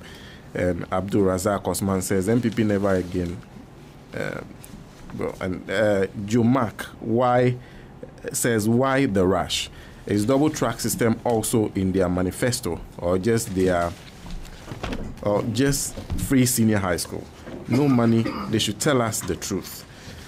And Kuke David says senior high school is wahala. And Abdul Rahman says, Ima Sene Lash says 2020. This useless, visionless, and super incompetent MPP government must be buried back in the forbidden forest. Just simple as that. And some other messages we are getting. Sami has said everything that needs to be said. Kudos. That's from Mrantihini, David Anantavia. And Joe Max, smart move for MPP, no money, so they are running double track system to cover their shame. If they try single track system, we all know what will happen. Good morning, Radio Gold. Nice job. Keep the fire burning. That's from Christopher Chukumajiro. Sampia Kumbelim says, when you lie about free senior high school infrastructure, will expose you. Supersonic incompetence of Akufo-Addo has been exposed. And finally, Forsen for Dion says, Akufo-Addo's government is a disgrace for our future. So let's move to the next person on our list. Emmanuel Wilson, Director of Communications of the People's National Convention. Good morning and welcome. Good morning, Senna. Hope you are doing well. I'm doing well. You too. My greetings to our listeners and our viewers. And let me say a special good morning to my colleague, Comrade Sami, and senior comrades, Kwesi Pratt and Sampi Ali. I will begin by also sharing my condolences, particularly with the families of Justice Crab. Yesterday, when the information came up, the first thing that came into my mind was that, not again, Ghana has really lost. And I'm saying Ghana has lost because, yes, obviously all of us will go at a point in time. And particularly looking at the age of Crab, it is expected that he will go anytime soon. You know, looking at Ghana's lifespan. But what was so striking and what got me thinking was that as a nation, do we really have what we call succession plan? As a nation, are we really mentoring and are we really transferring knowledge in the smoothest, easiest possible way from one generation to the other? You recall the last year when, well, the name just escaped me, but right from last year to date, it is clear that we've lost significant personalities in this country. Isn't it possible that if clearly it took a number of years for Crab, for instance, to acquire a particular knowledge, isn't it possible that as a nation, if we're able to put some structures down in terms of how to transfer knowledge, the number of years that this man used in acquiring a particular knowledge, it will be very less if he is to transfer that knowledge to someone else. I have said, particularly to Ghana Association of Writers, to find a way of extracting information from learned personalities in our society so that they can document those information for the next generation to easily tap into it.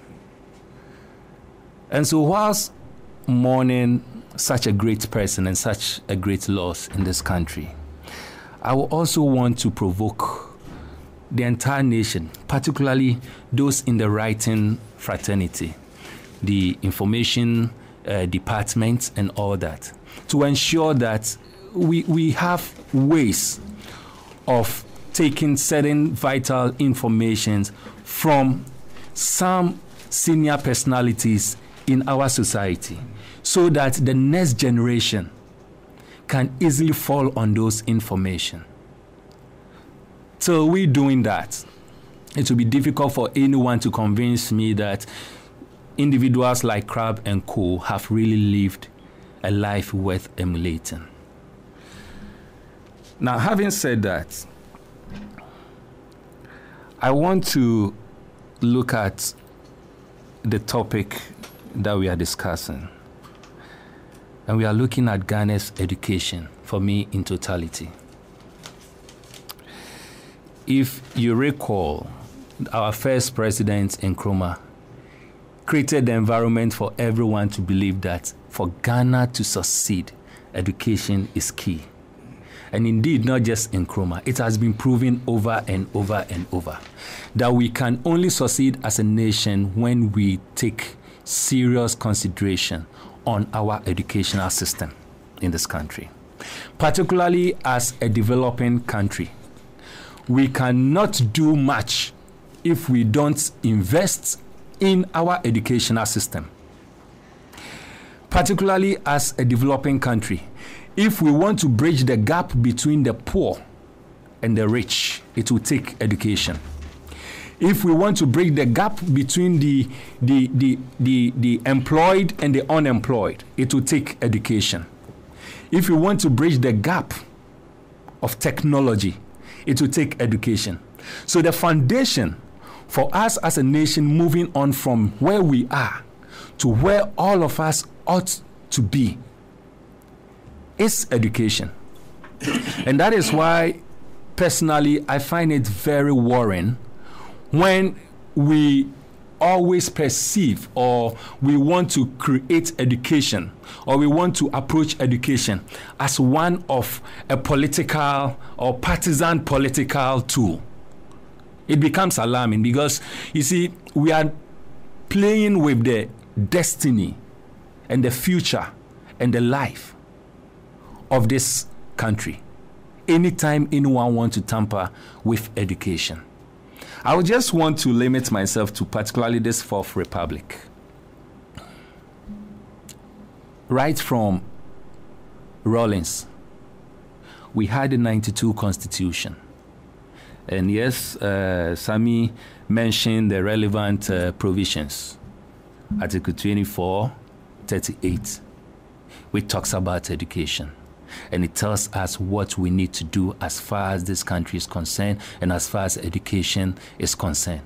And so no one should be deceived that education is a policy of any political party. That deception should be taken off. It is a constitutional mandate, and it is the right of every human being in this country. Now,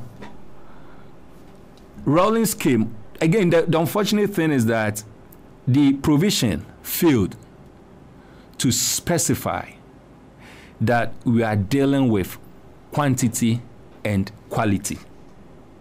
It did not talk about that. And so right from 92, Rawlings came and decided that yes, we must execute the provisions in the Constitution, but I want to take it from this particular angle. And it was clear that he was looking at quantity. And so the number of years in education, he decided to bring it down, to produce more. That was all he was doing. So he wasn't really interested in quantity. It was more of quality. He wasn't really interested in quality. It was more of quantity.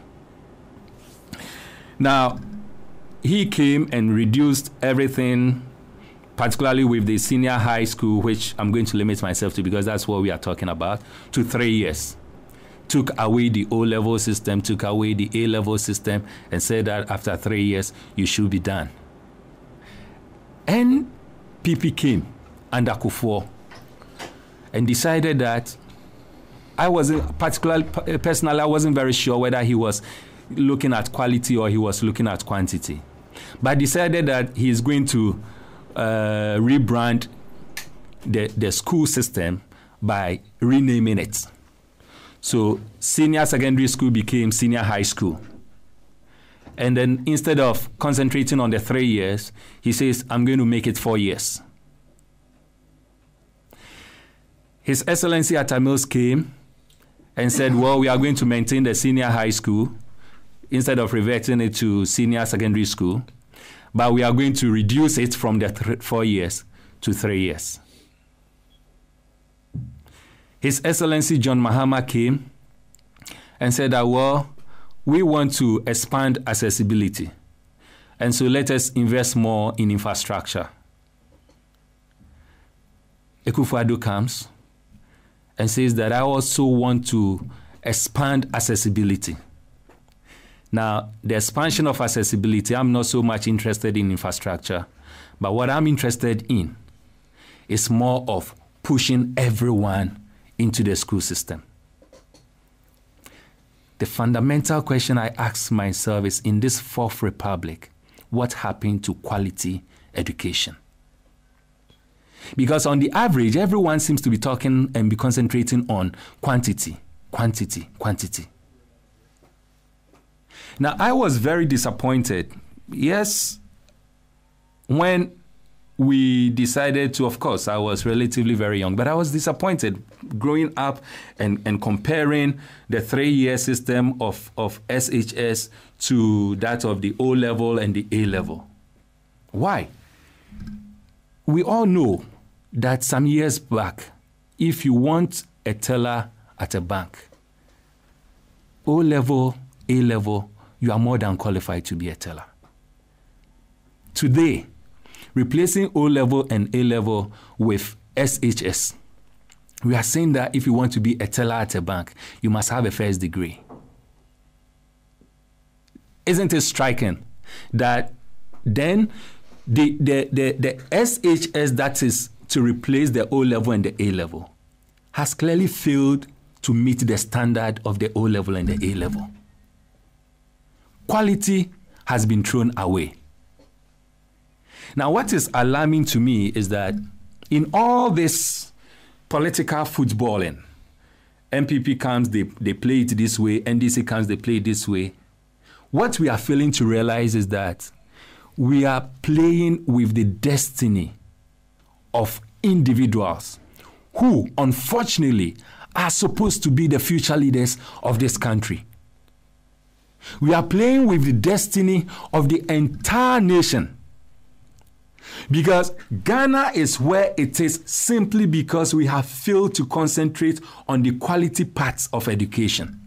And so we seem to be moving in cycles. Unemployment rate is very high. The gap between the poor and the rich is deepening. Just name it. You realize that we are not making any positive progress in any part of our economy or our economic sectors. And it is basically because in this Fourth Republic, the political parties we've had, they have all decided to perceive education as a partisan political policy. And they don't see it as a national policy. This is very alarming. Just do a census averagely and find out the quality of thinkers that we are producing from senior high school. No wonder after senior high, no significant organization want to engage graduates of senior high schools. Education is supposed to make you an independent thinker. That is the basic of education. Just interact. Those who are forcing to even go to the so-called grammar schools,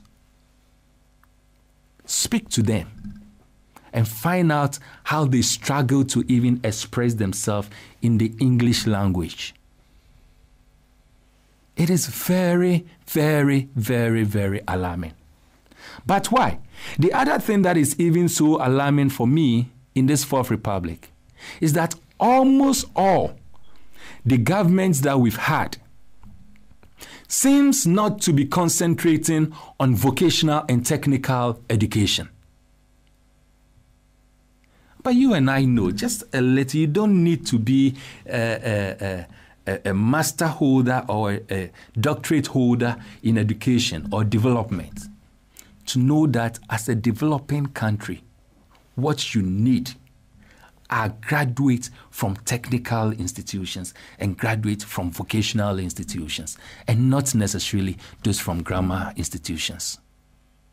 Unfortunately, our Fourth Republic, the governments we've been having, seem not to be concentrating on this basic, important thing that will move us from where we are as a nation to where we are supposed to be. No wonder as a nation we seem to be moving in cycles, and we are still where we are. We come 3, 4 years, 8 years. We speak all the promises and speak all the English. We incite and excite our followers and the Ghanaian populace, and then we go and come back to square one. We are just not moving anywhere as a nation. And it is simply because of the way we are approaching our educational system as a nation. What are we talking about? Double track system. What really brought about this double track system? And as I mentioned earlier on, it is clear that Akufo-Addo's government is also concentrating more on quantity and not quality. And in producing quantity, he is not even looking at infrastructural building or development. He is more looking at, okay, I have 4-year term. In my 4-year term, I want to ensure that everyone in Ghana of school-going age goes to school. That may be a good intention. But you see, when you have an intention, no matter how good it is, when you don't execute it the right way, it becomes bad. And it creates even worse problem for future generation. And that seems to be the biggest problem with this current government. They may have whatever intentions, some may describe as good, some may describe as bad, but they seem to be rushing through these intentions without proper planning. Without really realizing that, look, I need A, B, C to ensure that I execute my intention the right way. They are not doing that. But why? Even if we want to increase accessibility, what prevented this government from ensuring that the infrastructure, which I mentioned earlier on, which seemed to be the focus of the Mahamad-led government, those infrastructures are completed? Is it lack of priority setting? You know, so the president says that, look, I want everyone to come on board irrespective of whatever it is. Look, go to school. If it means that we must start introducing schools under trees, let's do that. If it will mean that your dining halls should be used as lecture rooms, let's do that. If it means that your assembly halls should be used as lecture rooms, let's do that. If it means that the halls of the residence of your headmaster and the other staff on campus will be used as a hall of lecture, let us do that. That is what this government seems to be doing. And it is very, very, very, very alarming. When the free SHS was about to begin,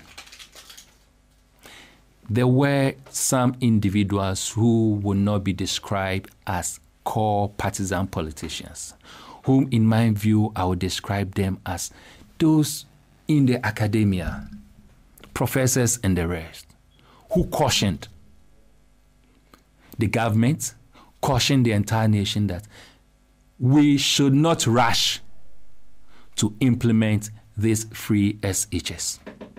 And as I mentioned earlier, nobody should be deceived in believing that education in Ghana is a policy of a political party.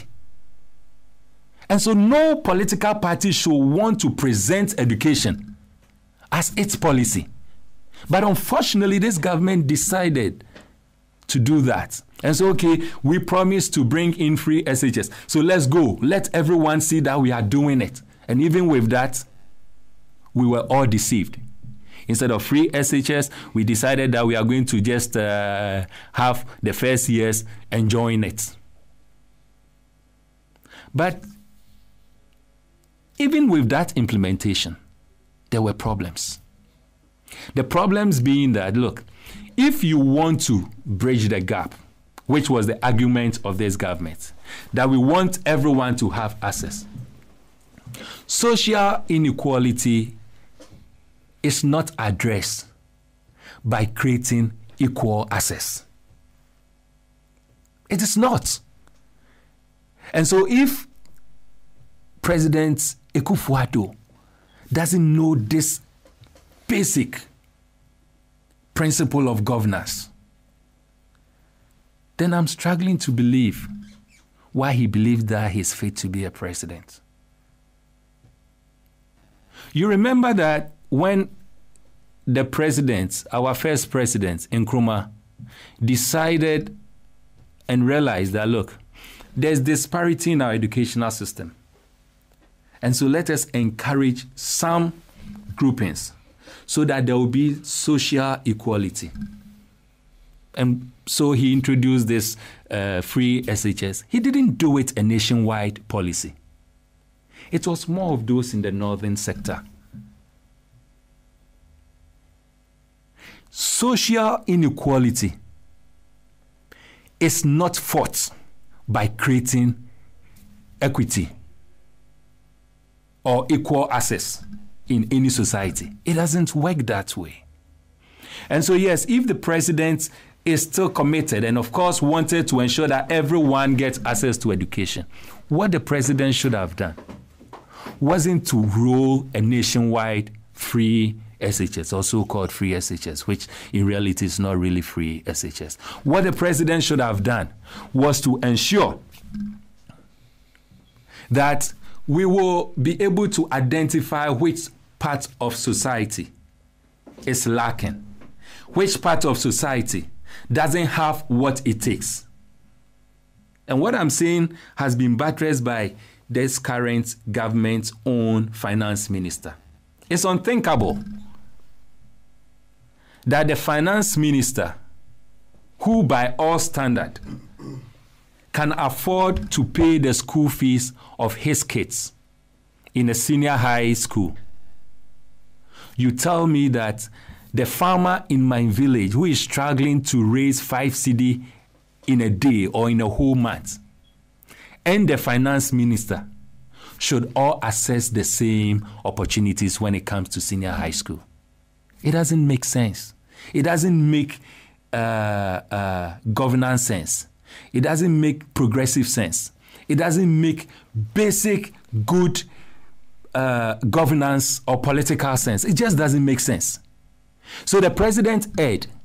But of course, clearly, even when you have your own finance minister coming out to advise you against it, the president still says that, look, because I said I want to do that, I'm not going to listen to anyone, and I'm going ahead to do that. That is fair enough. That's what the president has done. One of the biggest challenge with this free SHS is what we are seeing now, is this double track system which has come in. Because the president, in wanting to create accessibility, failed to improve on infrastructure. What the president decided to do was that with the current infrastructure, let's push everyone and anyone there. And he failed to do that. And this is what has brought about the double track, system as a way of mitigating the current problems that we are having. But with this double track system, even with that, I have some problems and challenges with it. And that is why I was taken aback when I heard some persons that all this while I have respected in the academia or in the field of academics, like Professor Dai, like Professor Anamwa, supporting and advising the president to go ahead to implement this double track system. And one reason given is the fact that it is being done in the USA. How can this be a reason? What these professors fail to realize is that in USA, the second cycle is 4 years. In Ghana, the second cycle is averagely. We claimed that it is 3 years, but in reality, it's just about 2.5 years. So what is happening and what is working in USA, you cannot compare it because our educational system in terms of years is absolutely different. So I was taken aback when I heard professors coming out to advise the president, and these are the professors that the president listens to. And yet the president and the MPP tells all of us and wants all of us to believe that they have the men who are capable to govern this country. These are the things that the president is dependent on to make such decisions. Well, you see, this double track system, I see some challenges coming up. And one of the challenge is that because it was rushed through, when was it announced? Less than 3 months. That was when the president announced it. And when it was announced that we are going to have this in the coming academic year, which is in September this month, significant key holders came out to say that, or stakeholders came out to say that they are hearing this for the first time on radio. The Teachers Association, the CHAS,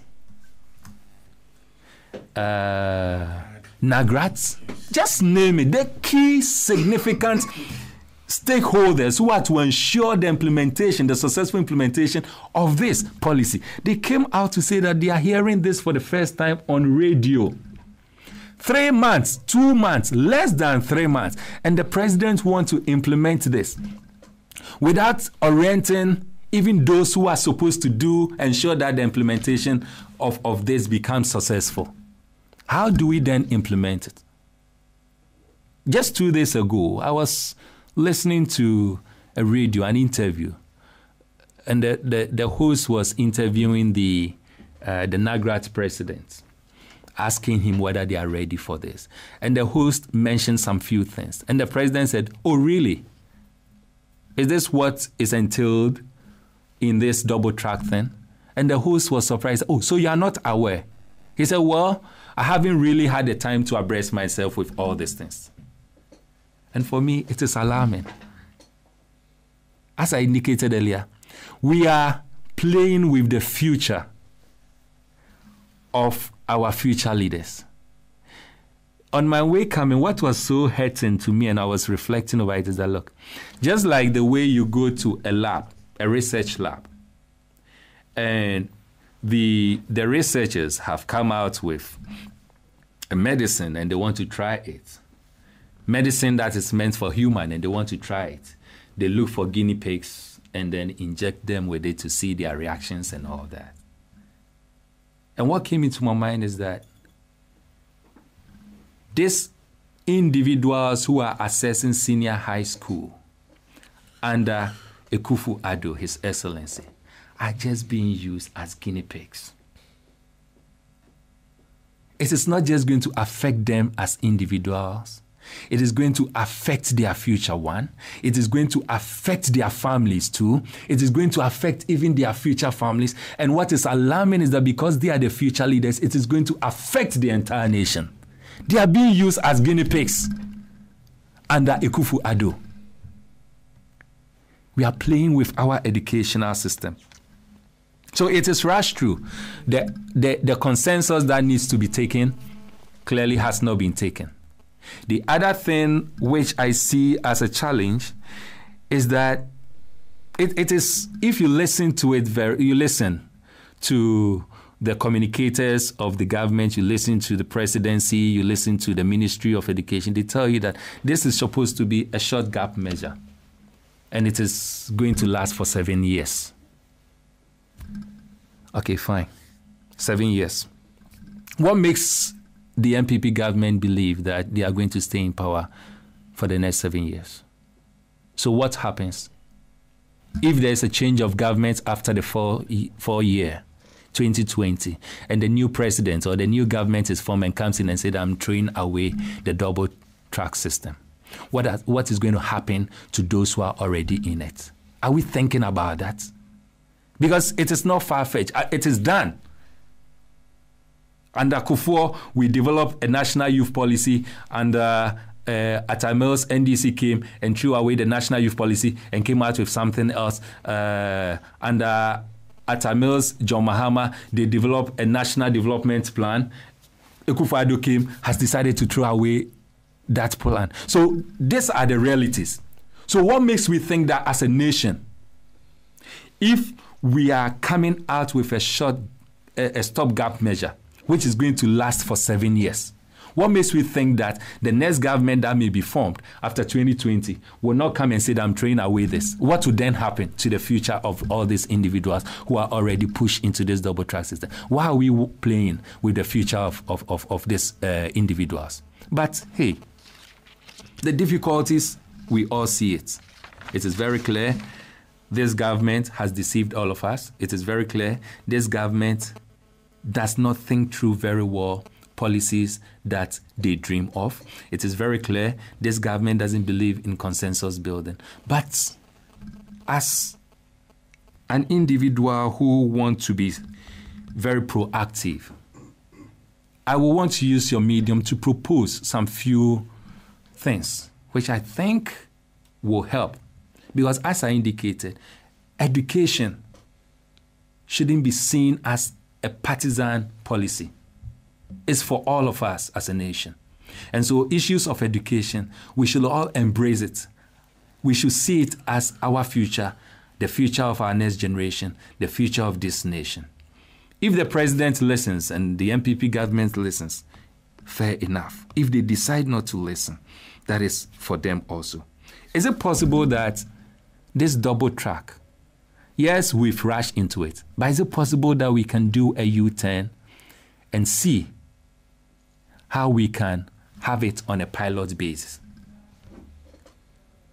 The free SHS, we advise that it should be on a pilot base. They fail to listen to us. The double track system, I am proposing, is it possible that we can still concentrate and see how we can have it on a pilot base? The other thing, is it also possible that we will concentrate a bit more on encouraging our junior high graduates to go more into technical enrollments? Because funny enough, most of our technical schools are almost empty. They are virtually empty.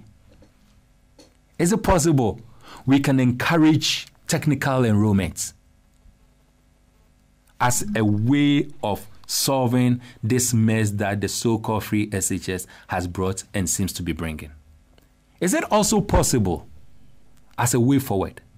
That as a government, we will discuss with individuals who are running private schools, private senior high institutions, so that we can have some form of partnership, so that the SSs and the mess that this free SHS is creating will find a way of mitigating it by sending some of this, our young ones, our future leaders, to go into private, institutions.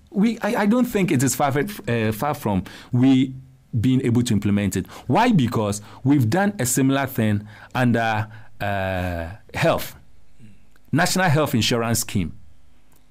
You realize that we've been able to put down some structures where private clinics and private hospitals are also implementing this scheme. Is it possible we can liaise with these private institutions who are into private senior high education so that we can send some of these students there to protect and prevent, future messes from taking place? The other thing I will also want to propose is that, is it very possible that we will not just be concentrating on quantity, as I mentioned earlier, but we will focus as a nation more on quality? The reason being that, look, education is not the end, it's a means to an end. Education is supposed to serve a purpose. What is the purpose of Ghana's education? If we have a clear purpose of Ghana's education, is it possible that we can have quality junior high school graduates? Is it possible that we can have quality senior high school graduates who will fill in or be part of the bigger purpose of Ghana's education? Why? If those who were coming out of the O-level, A-level system, I'm sure most of them didn't even think of furthering their education, because after school, they were accepted into or they were relevant in the economy.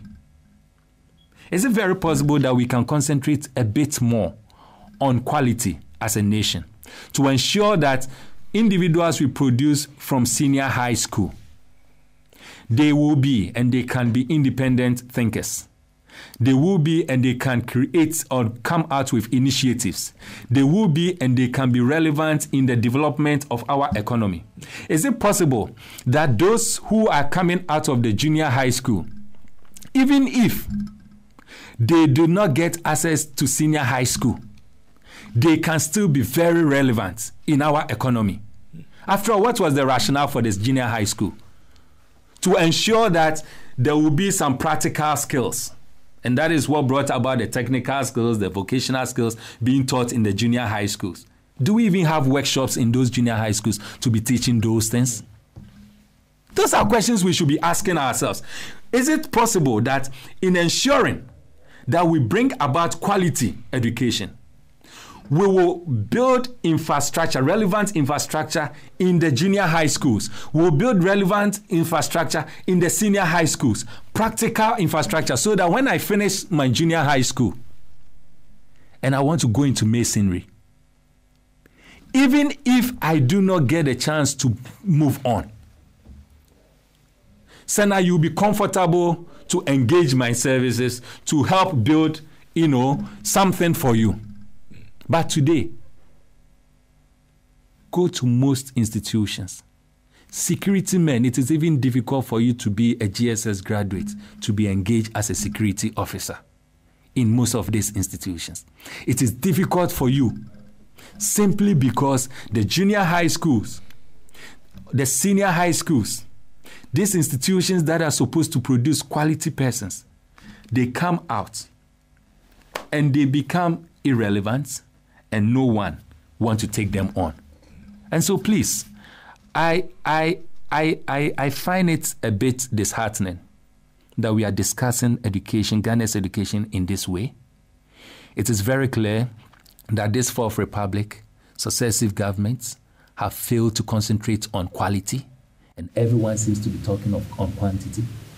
Is it possible that we can, as a nation, decide to look again at Article 38, the provisions in Article 38, to see how we can develop a significant blueprint that will govern each and every successive government, so that anyone who is formed or anyone who forms the next government will not treat education as a partisan political policy, as has been seen, and particularly being seen so strongly under this government. Mr. Wilson, thank you very much, Mr. Pat. Good morning. But the issue which ought to be discussed, and indeed is being discussed by the public now, has to do with the current programs of placement, you understand. But I've been listening to the discussions throughout the week, and it seems to me that many of us who are participating in that discussion are deliberately struggling to sound very, very sophisticated. And in the process, the essence of the discussion is completely lost and so on. They are very, very simple issues. You understand? Very simple issues.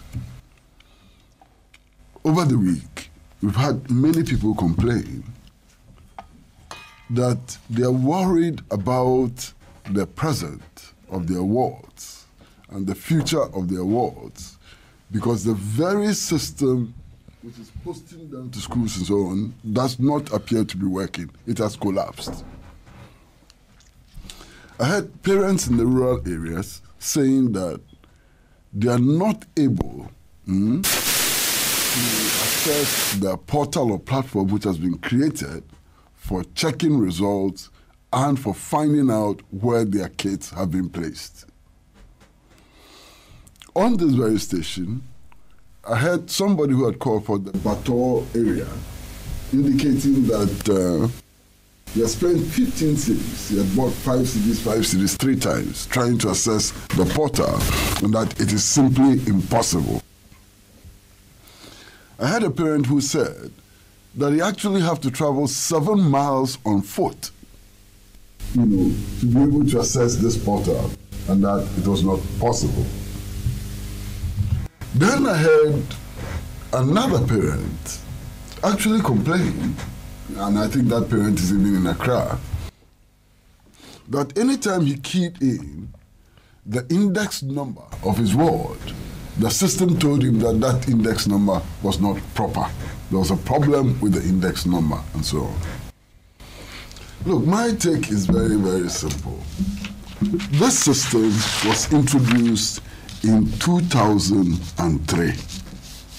That's when we introduced this system. And for 15 long years, every year, we get the same problem. I mean, what level of incompetence is this? For 15 years, 15 long years, we, Ghana, have not been able to deal with these very simple problems, common problems. And every year, parents have to cry. This is the crux of the matter. Why? The index numbers were not generated by parents. The index numbers were not generated by students and so on. So if there is something wrong with index numbers and so on, what is the problem? Who created the problem? How is the problem going to be solved? You understand?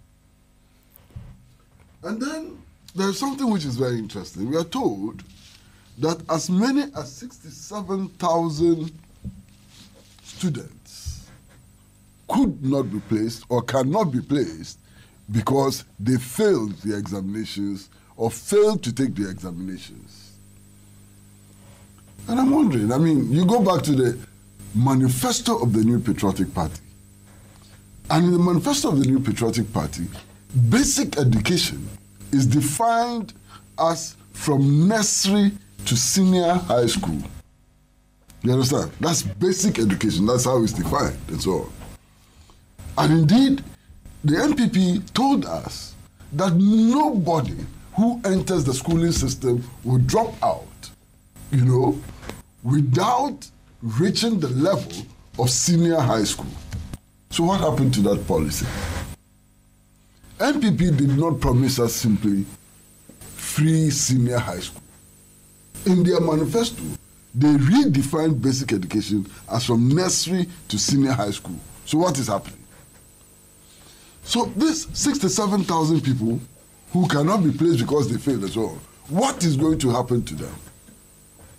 In our country, by law, we say that people who are below 18 years of age cannot work. The people who cannot continue their education are probably 11, 12, or 13 years old. So what are they going to do with their lives between now and the time that they attain the age of 18? That's a major question that we need to be asking. What are they going to do? You will not allow them to work until they are 18. You are terminating their education before they are 18. So what do they do? That's a critical question that we need to ask ourselves. And indeed, if you look at all the problems that have come up with placement and so on, it tells us that we are overlooking a fundamental problem in our educational system. The need to achieve equality in our educational system. Our failure to address inequality in the educational system. We are told that some schools don't have applicants. In fact, I listened to one of the deputy ministers of education, and he was lamenting that some of the schools are virtually empty. Other schools are oversubscribed. Why? Why are some schools oversubscribed and other schools undersubscribed? Because the schools which are undersubscribed are known to be disadvantaged schools. Everybody wants to go to Mfantipim. Everybody wants to go to Wesley Girls. Everybody wants to go to Mfantiman. Everybody wants to go to Achimota, and so on. You understand? And there are good reasons why people want to go to certain schools and people do not go to certain schools. It is because of the system of inequality in educational institutions. So you can make education free from the nursery to the PhD level. If you do not address the fundamental problem of inequality, the vast majority of our people may not have the kind of education which will make them useful citizens in the final analysis. So this is what tells us that all of this noise about free education and so on, we have not been able to address inequality in our educational system. And I hear very little talk about this problem which has reared its head. Now, you see, when you're talking about education, I think it is important for us to understand very clearly, because people tend to sound very sophisticated about it and so on. Education is nothing more than the system and process which transfers knowledge from one generation to the other. It is nothing more than the system and process which improves knowledge and its sharing in society. It is nothing more than the system and process which transfers skills from person to person. That is all. You understand? Now, education is also a tool for social engineering. It's also a tool for national development. You understand? It's a tool for developing national culture and so on. So we need to understand education as part of life, part of shaping life. It is also about what kind of society we are building in the future and so on. Now, if you don't have long-term planning for the country, if the country doesn't have long-term development plans and so on, how can you have an effective education system? Because you have an effective education system if you know where you want to be 25 years from now, 5 years from now, 10 years from now. But we have no vision about where we want to be. We have no plans about where we want to be. How do you then build an educational system which caters for the needs of our society 10 years from now, 5 years from now? For example, are we able to determine, based on a scientific projection, how many electrical engineers Ghana would need in 2060, for example?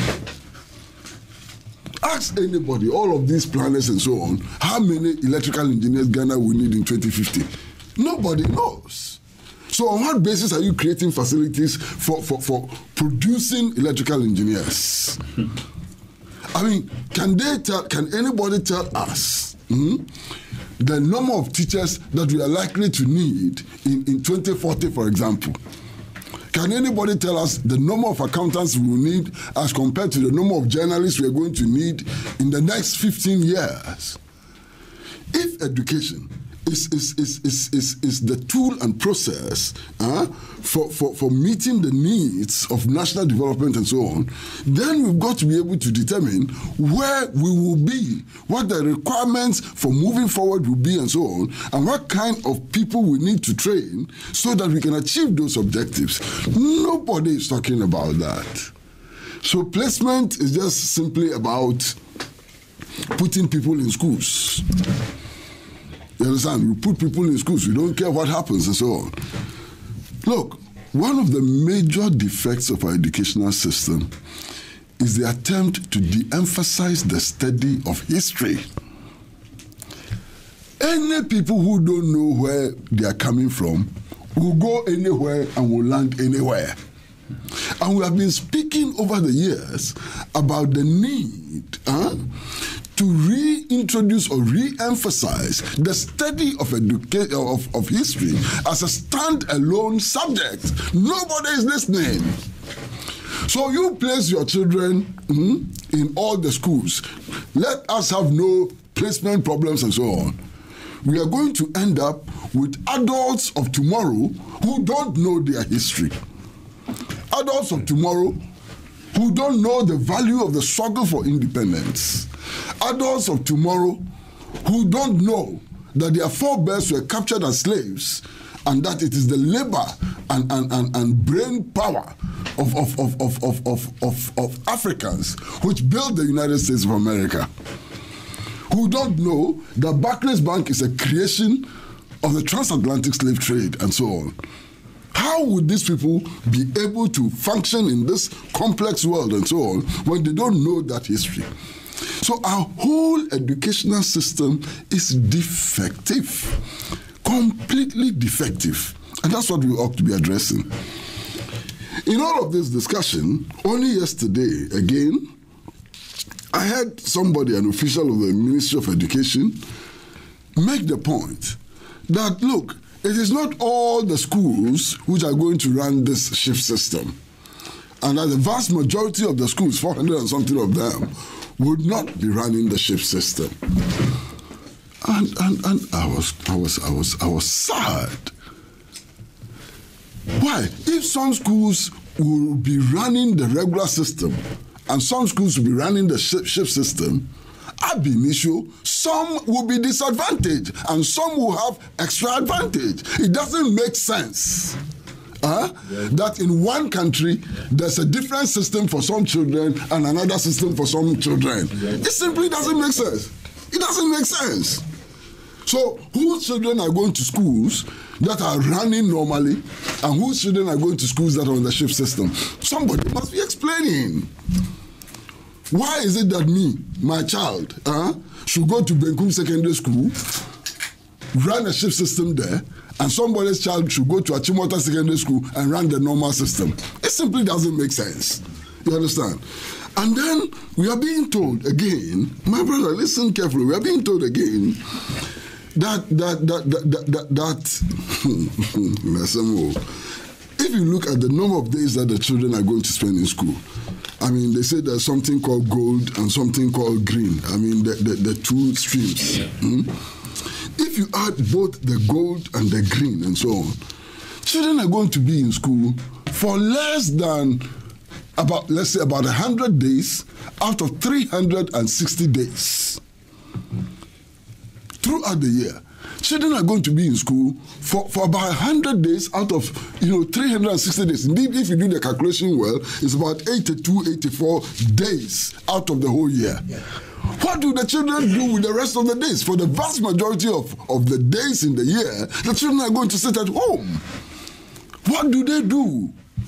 And then yesterday, I heard somebody explaining, and I almost puked.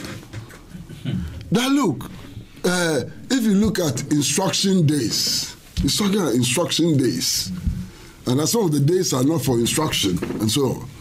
My brother, every time you spend on campus is part of your education. There are extracurricular activities. Who says that the football we play outside class hours is not part of the education? Who says that the meetings of the debating societies that we participate in are not part of the education? Who says that the geographical society that students belong to is not part of the education? Who says that house cleaning, I mean, when we were in boarding school, there was a period for house cleaning and so on. Who says that all of that is not education? Education is not about having a teacher standing before the blackboard and teaching you algebra or teaching you chemistry and so on. It involves all of the other things which do not take place in the classroom with a supervising teacher. I mean, look, some of these are policymakers. I think we need to send them to school, to go and learn basic things about the philosophy of education. Because when they talk, it is clear that they don't understand what they're talking about. How can you, in answer to the number of days that children spend at school, talk to us about days of instruction and boarding days and so on? Does it make sense? It simply doesn't make sense. The boarding school was designed to develop the child in all aspects of his life, to learn to live with others, to learn to live with strangers. You understand? To learn to live in a community and so on. All those things are part of education. So this whole argument about days of instruction and hours of instruction and so on is a waste of our time. The fact is that children are going to spend far less days in schools than they have been spending in schools. And that is a problem which needs rectification. We are also told, the government told us that more than 8,000 new teachers were being recruited in order to make this double track system, shift system, and so on. And look,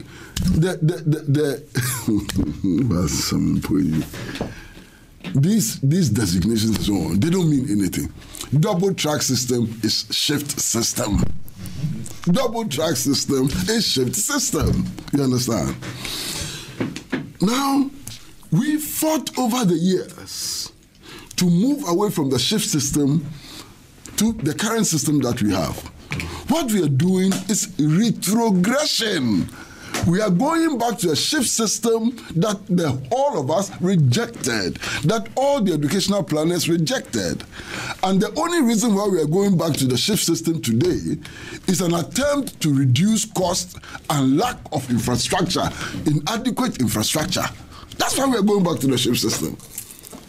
Now, these are issues which were raised much, much earlier. When this idea of free education and so on came up, people raised the issue of infrastructure. When the idea of free SHS came up, people raised the issue of inadequacy of teachers and so on. What has been our response? In the last 2 years, what have we done? We've placed quotas on the numbers of people who can train as teachers. Well, we need more teachers. Now, we've come up with some crazy idea about licensing newly graduated teachers. I don't mind if you have a licensing system which ensures that teachers periodically go back to the classroom to learn, because knowledge is dynamic, knowledge keeps improving and so on. You understand? And then you introduce a license system to cover that, so that you can be sure that the teachers of today, 5 years on, will still have the competence to teach. There's no problem. But to say that somebody who has just graduated, who has sat an examination, organized by the University of Cape Coast, which is our university for teaching teachers, and has been certified as a teacher, should go and obtain a license, doesn't make sense. What is the problem? Is there a problem with the curriculum for training teachers? Is there a problem? Is there a problem with the quality of people who train our teachers?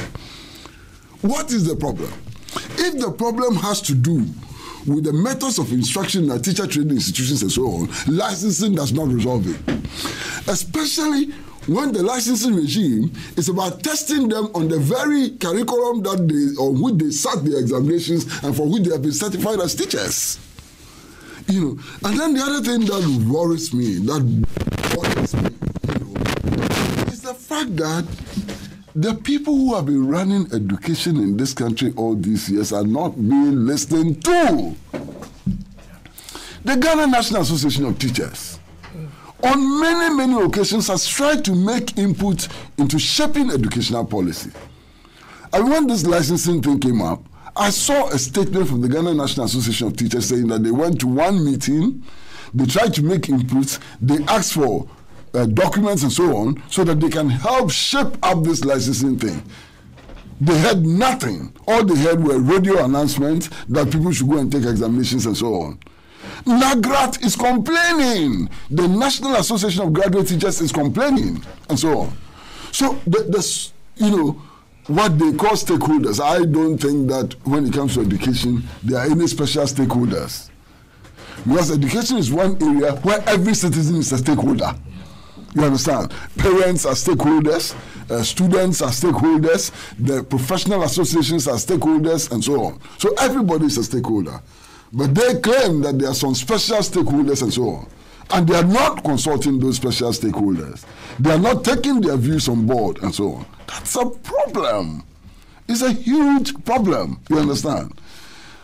Look, I believe, and I don't think that there's anybody, or I haven't heard anybody oppose free education.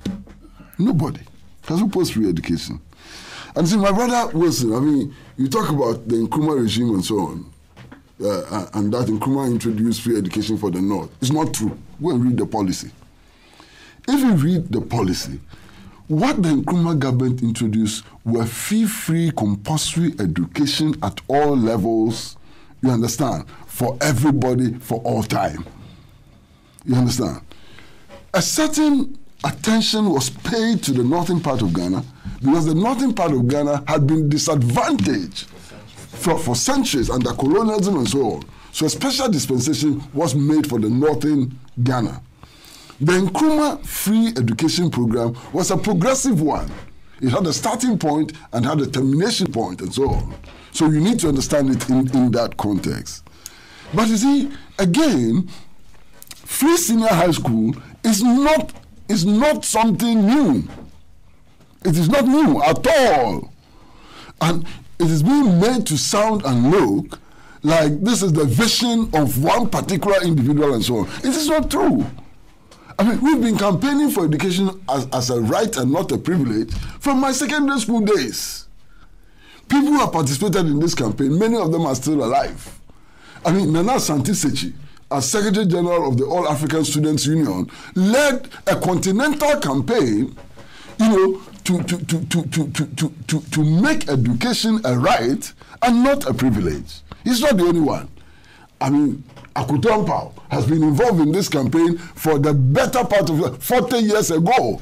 He was waging a campaign, you know, Akisoya and so on, Yao Graham, institutions, the National Union of Ghana Students has been involved in this campaign for how many years and so on. So it is not one particular person's idea.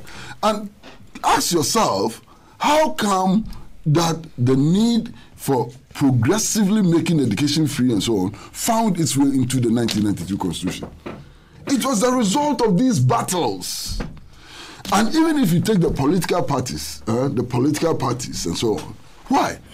The first political party in Ghana within this Fourth Republican dispensation, which promised that it would introduce free education at all levels and so on, is the Convention People's Party. It is the Convention People's Party. That was immediately followed by the Progressive People's Party of Dr. Indom, which actually did the mathematics of how to achieve that and so on, long before the NPP came and embraced this as an election gimmick. political parties already were advocating free and compulsory education and so on. You understand? Now, I'm getting deeply worried by what is happening in the educational sector. Because it seems to me that what we're doing with education is using education as a political gimmick. We are using education as a political gimmick and not paying attention to the real needs of our society. And that's a huge thing for us. I mean, this morning I've read in the newspapers that our president has been honored somewhere in Rwanda and so on. And I've read the citation. The citation cannot be true. What has been introduced in Ghana is not universal free education. That's not what has been introduced in Ghana. And indeed, what is happening in Ghana has raised the alarm bells that the quality of education may fall again drastically. Look, Mr. Sampi Yale, Ambassador Sampi Yale, raised an issue that should not be dismissed lightly. You recall, I mean, in his presentation, he said, look, how many of these policymakers send their children to the schools that they are designing? Why? They know that what they are designing is not good. It is not for them. And it is not for their friends and so on. They are designing it for people who don't matter. Because when they design these educational systems, they don't send their children to that school. All their children are in private schools. You understand? Go and check. All their children are in Ghana International School, they're in other schools. In fact, the schools that their children go to, some of them you can't pay cedis as school fees.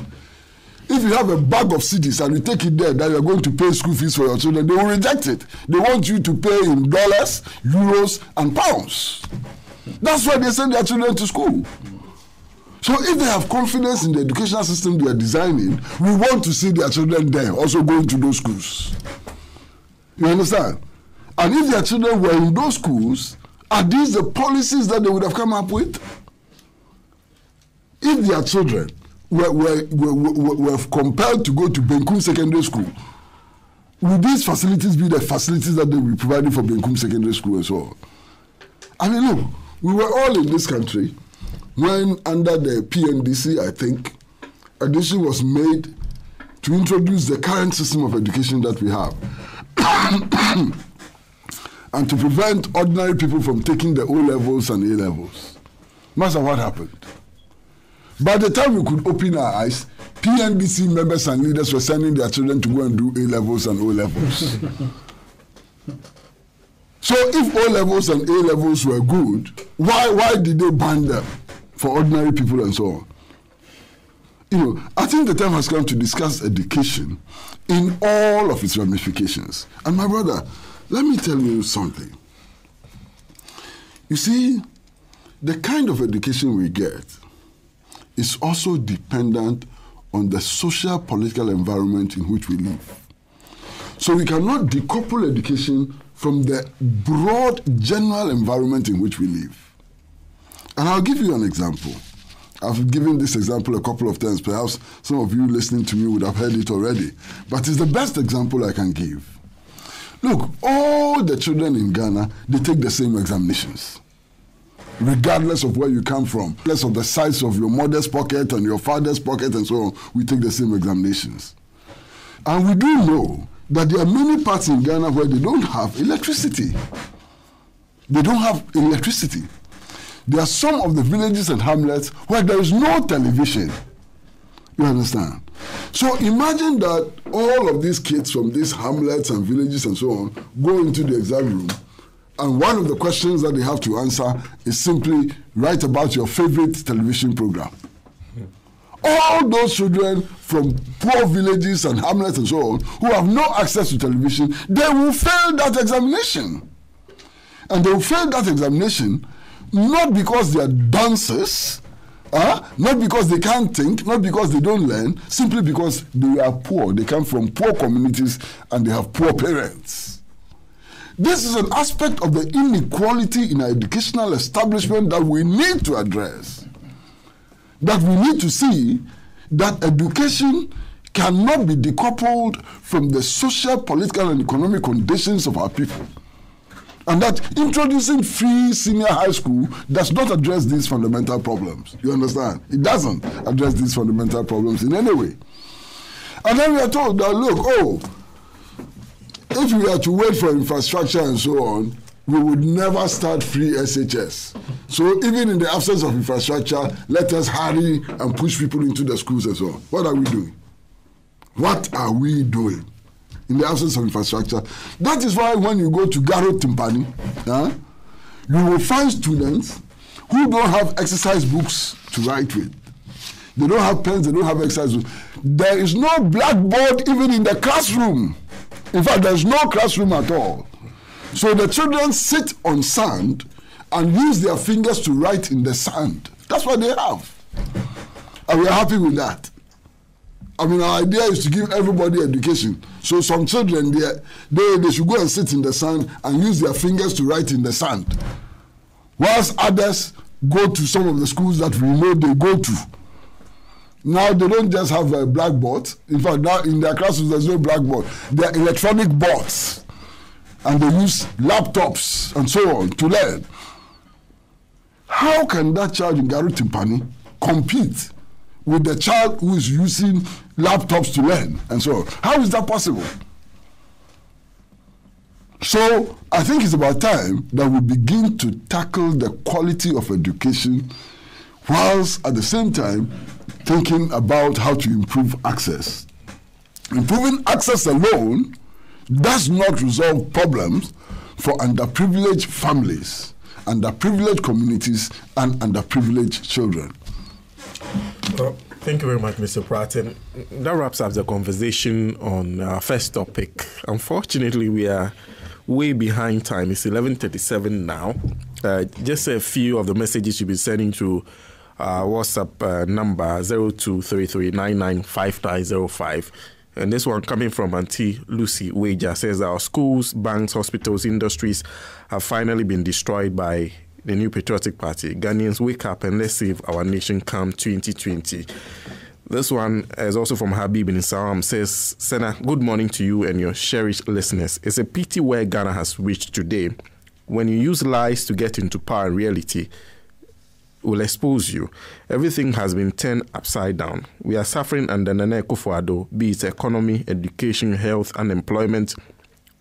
Today, corruption is the order of the day. Nana Akufo-Addo and his rebels are stealing Ghanaians left, right, and center with impunity. Let's reject Nana Akufo-Addo and MPP come 2020. And this is from Kofi, God is good, says that there is an abandoned E-block in Adabokrum in the Bia East district in Western region. This could have solved the huge deficit which has brought about this shift system in our senior high school. Infrastructure is key to the survival of free senior high schools. The MPP government should just accept it. And this one from Stella in Tema says, good morning, Radio Gold. As for this president, he will not listen to anything that the masses say. He does whatever he wants for political point, forgetting that it is the masses that voted him into power. And the same people will kick him out of power. Almost everybody is feeling the hardship heat. Why? Mr. President, is this the heaven you promised Ghanaians? And also, this one from Nanayao Amenhia Major says that, my brother, we should be tactful discussing the free senior high school for first year students, because the MPP is embarking on propaganda and lies that the NDC will stop the program when voted to power. So NDC communicators should discuss how we can improve the program. And this one from Albert Kweku Brampa Insider Charlie Butcher says that, please, reopening date Tuesday, 11 September 2018. Are we going for prospectus or that's the beginning of teaching and learning? We are confused. Well, this one from I Am Teacher.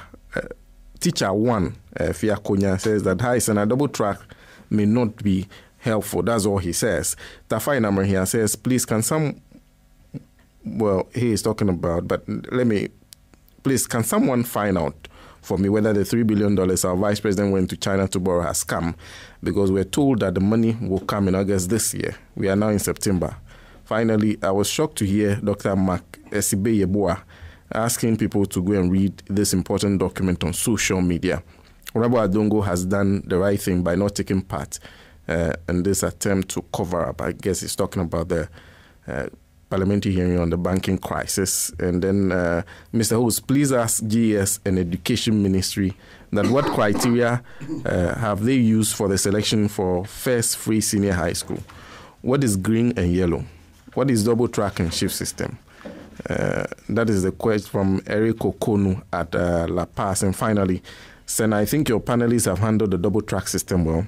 I say a very good job done, but as for the MPP, they should wait and see what happens in 2020 from Niai in Abofo. Well, so like I said, we are way behind time. We have 20 minutes to go. We are supposed to end at exactly 12 o'clock. So I'll take 5 minutes comment on our next topic, the trip of our president to China, the fallout, especially the mention of a 50 billion century bond.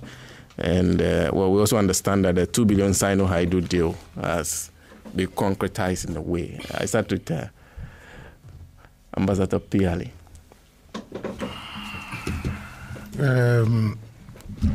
Sana, I kept referring to you as Sam, but I'm used to summation, so forgive me. It will take time. The business of the world now is looking for total annexation of raw materials. And just like Europe in the Industrial Revolution days, they went through at the length and breadth of the world looking for areas they could colonize in order to get their raw materials. So that's how come we had people in my homeland, Elmina, for the first time, seeing white men and thinking that there were some albinos or whatever. They said, oh, put them somewhere. By the time they were aware of overtaking us, same happened in Nigeria, India, and elsewhere. But these people who came and we just ignored them had the agenda. And before we could say Jack, we have signed the bond of 1844. And the bond of 1844 lasted for 100 years. So if we are hearing another bond for another 100 years, the chronology is not too difficult to analyze.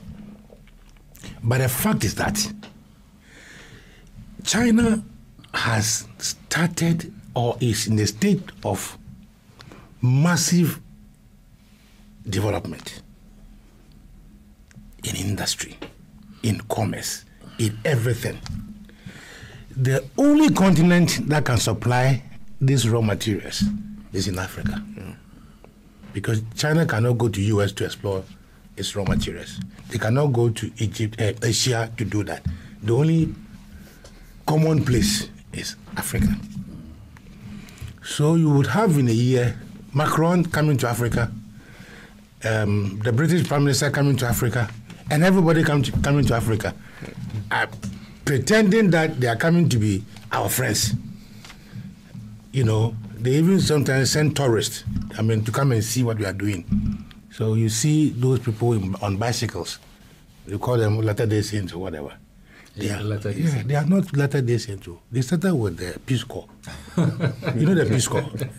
Because you will know them. Yeah. They will go into the most hinterland of areas to pick information about your natural resources. And they are still here. Still, we are not talking. We don't mind. And we are still calling them Latter. You see, anytime you play Kwame Nkrumah's Independence Day declaration thing, I feel so guilty that I, in my 60 years plus, have participated in the retrogression of the African continent. I feel so guilty. Because when Nkrumah declared the independence, he did not say that independence is the end. He said that we should now seek economic independence. Because the colonialists will come in another form. Was Nkrumah right? Sana, was Nkrumah right? It was. Because you see, the topic, that history, they have intentionally removed history from our studies.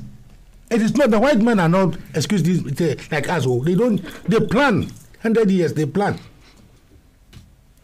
So they have seen that Ghana government has taken bauxite from his own citizen who wanted to exploit for the good of this country. Yeah. He's taking it from him. Because if for nothing at all, the person who was going to mine this bauxite for Ghana was the one who repaired the motorway for us free. Isn't the case? He's the one who is employing Ghanaians. And they took it over from him. And then the Chinese are also watching. Oh, bauxite. They have good bauxite. But when you go into the Tiwa forest to mine the bauxite, we can get gold. You understand? We can get this, we can get that. So they give you 15 billion US dollars. For how many years? 100 years. Divide that by how many years? 12 times 100. And see how much you get in a year out of that component. How much? For which we have ceded all our bauxite to them, just like we lost our gold. Today, if you go to Abuasi, that had mined gold for over 100 years, you go to Akwetia, they look more like villages. And I thought, after selling, all that Kwame Nkrumah left us. The last one being Vodafone, isn't it? Now you see that all the economy of this country is being supported by the telecom industry. We sold ours. When they were going to sell the final stages of gold, Rand Gold and Anglo Gold, that time you were a small man, young man, they made the thing look like it was a fight of name, Rand Gold and Anglo Gold. Who was giving the best price? We were not concerned about losing our gold. So you know what eventually the Rand Gold and Anglo Gold people did? They took some journalists to South Africa, gave them the best hotel accommodation. By the time they came, they are settled on the name, and Anglo Gold was selected. You're talking of Ashanti Goldfields. Yes. How we sold it? Ashanti Goldfields. Yes, they were Rand Gold and Anglo Gold. They were competing. At that time, we had even bought shares. Ghanaians had bought shares in Anglo Gold. Yeah. So when Bawumia get up and say, we have gold, we have everything, he asked him, where is the gold? Does the gold in Ghana belong to us? Does it belong to us? It doesn't. We have signed contract with Newmont and the rest of them. They are taking all their profits there away. They don't give anything to Ghana. All we are taking is taxes. So if you are a sensible country and a Ghanaian, an indigent, want to mine your bauxite, you give it support. Are you following what I'm saying? You support your indigenous business person to handle your raw materials. Because if he creates the bauxite industry in Ghana, the profit will remain in Ghana. We don't like that. We want to give it to the Chinese. What policy framework are we running in this country? I hear one of the flagship slogans of this president is Ghana beyond aid. Hello? Is that not the case? We have gone beyond aid. Now we are going into 400 years debt. Another bond of slavery. I told you about the bond of 1844. This is the bond of 2018 into slavery, because you are going to owe China for 100 years. China can decide who your government should be. China can decide your education system. China can decide anything. Mark my words, long after I'm dead and gone, you will say some people say this. Okay. Because see, I have been in diplomatic circles and I know what I'm talking about. India has got this African-India Summit, or call it India-Africa Summit, depending on where they are going to have it. And every year, all Africans head of states are given free tickets, to come to Delhi. When they come to Delhi, then you have Modi addressing them. But the protocol around it, if you are not smart, you know, you stop thinking. Then they will give you, they said that last time, they were going to give Africa 10 billion. It's been 6 years. No African country has been able to access $1 every time they go for review. Because the conditionalities attached, you cannot qualify. So when people are making this $50 billion if it's coming tomorrow, I laugh. Okay. How was it? Unfortunately, we would have to move on. Let me make my last point. Okay. That's time. 20 minutes. Oh, then I see it. Because your watch is too fast. Mr. Wilson. Yeah, bro. Let me be very quick and smart on this. What is this, man? Uncle Sam, when you were talking of Anglo Gold and Ashanti Gold Fields, I giggled a bit because he was then saying we were very small in the rest. But I was working with Ashanti Gold Fields. Okay. Rand Gold and Anglo Gold. Yes. I left a year after Anglo Gold took over. Oh. So we are not that small. We may look it, but we are not that small. That's right. Now, I am very happy when Uncle Kwesi also made reference to the submission I made with regards to, how do we call it, Nkrumah. And it buttresses my point that I made earlier on with regards to crab.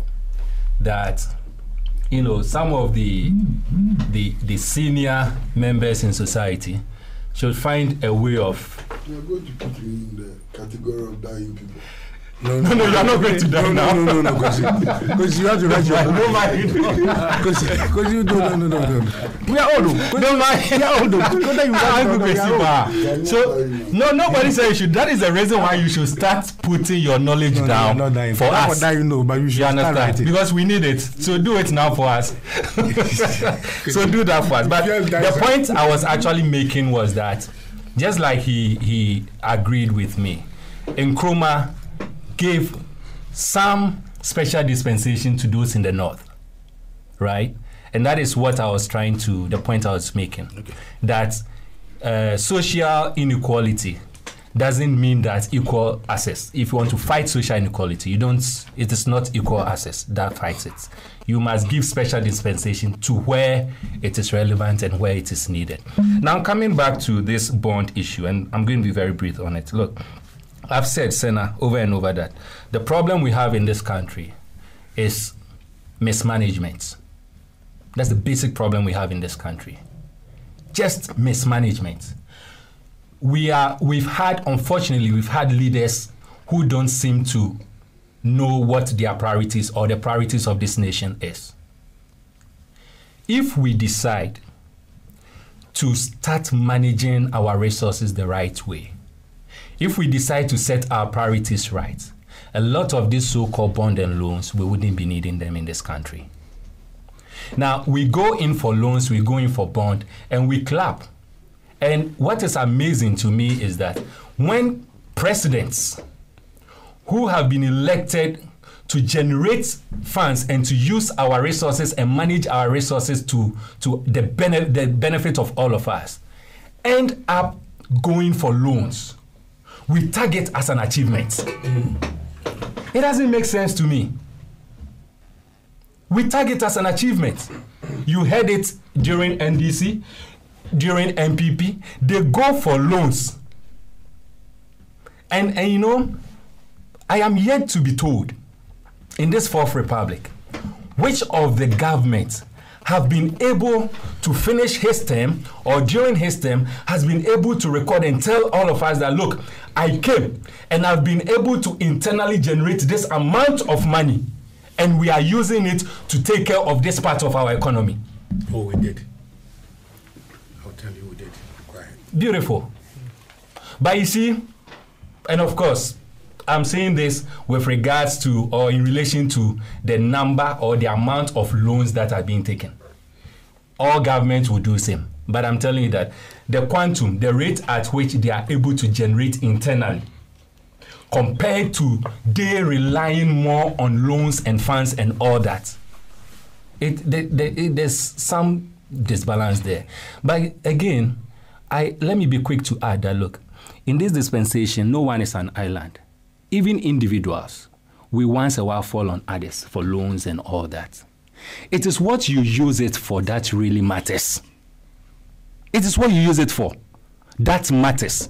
If you go for a loan, just like this current government, And you come and tell me that you are using 132,000 Ghana cedi to drill one borehole. It doesn't make sense to me. If you go for a loan, just like it's happening under this government, and you come and tell me that you are using 800,000 Ghana cedi to develop a website, it doesn't make sense to me. So the basic problem we have in this country is mismanagement. And unfortunately, we've not really had, strong leader that will say that, look, I'm thinking really outside the box. I came to read Operation Feed Yourself. It was an internal policy.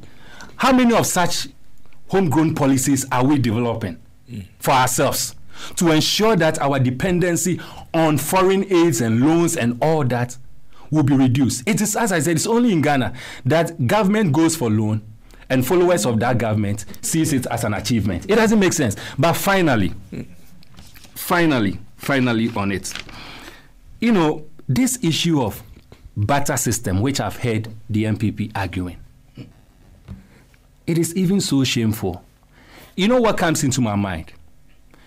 When we were in the slave colonial era, history tells us that the white man comes with a gunpowder in exchange of our gold. Mirror. They come with a mirror in exchange of our fellow human. I mean, you can go into barter trade. There's nothing wrong with that. But you ask yourself again, what you are sacrificing for, is it equally worth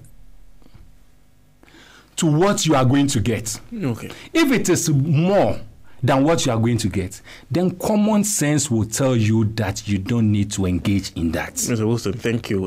Let's move to Honorable Ablakwa. Sana, it is rather unfortunate that we don't have much time to discuss this very, very important matter. We in the minority have already put out a statement stating our opposition to this $50 billion century bond. We have stated clearly that